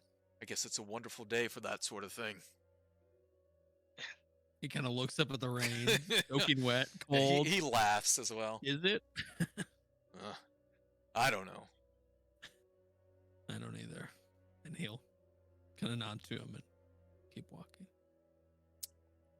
Are you staying the evening or continuing on? Zan says, we're probably just going to continue on if that's okay. And then he kind of looks over to you. Zan does. Mm-hmm. Yeah, I think that'd be good. We are in a hurry. All right, very well. And they allow you into the city. The city has a number of winding streets that break off of this main thoroughfare that you see ahead of you. The cobblestone is paved on the main street as well as even side streets. A lot of the buildings inside of Deirloon are large 2-3 story, well-made, well-crafted buildings, especially currently what you see ahead of you. Excuse me. Deeper into the city itself, you can see trees, maybe some sort of park that's off to the right side of the main thoroughfare, and then you can see the road turns and heads back west. So there's a few people moving about the city currently, especially even in the rain. You see a number of carts and horses and stables and different places to drink and eat, especially here in the main road. And beyond that, you can see a number of houses. It's a fairly well-off place, and every corner, from what you can tell from your vantage point currently, has at least one guard patrolling.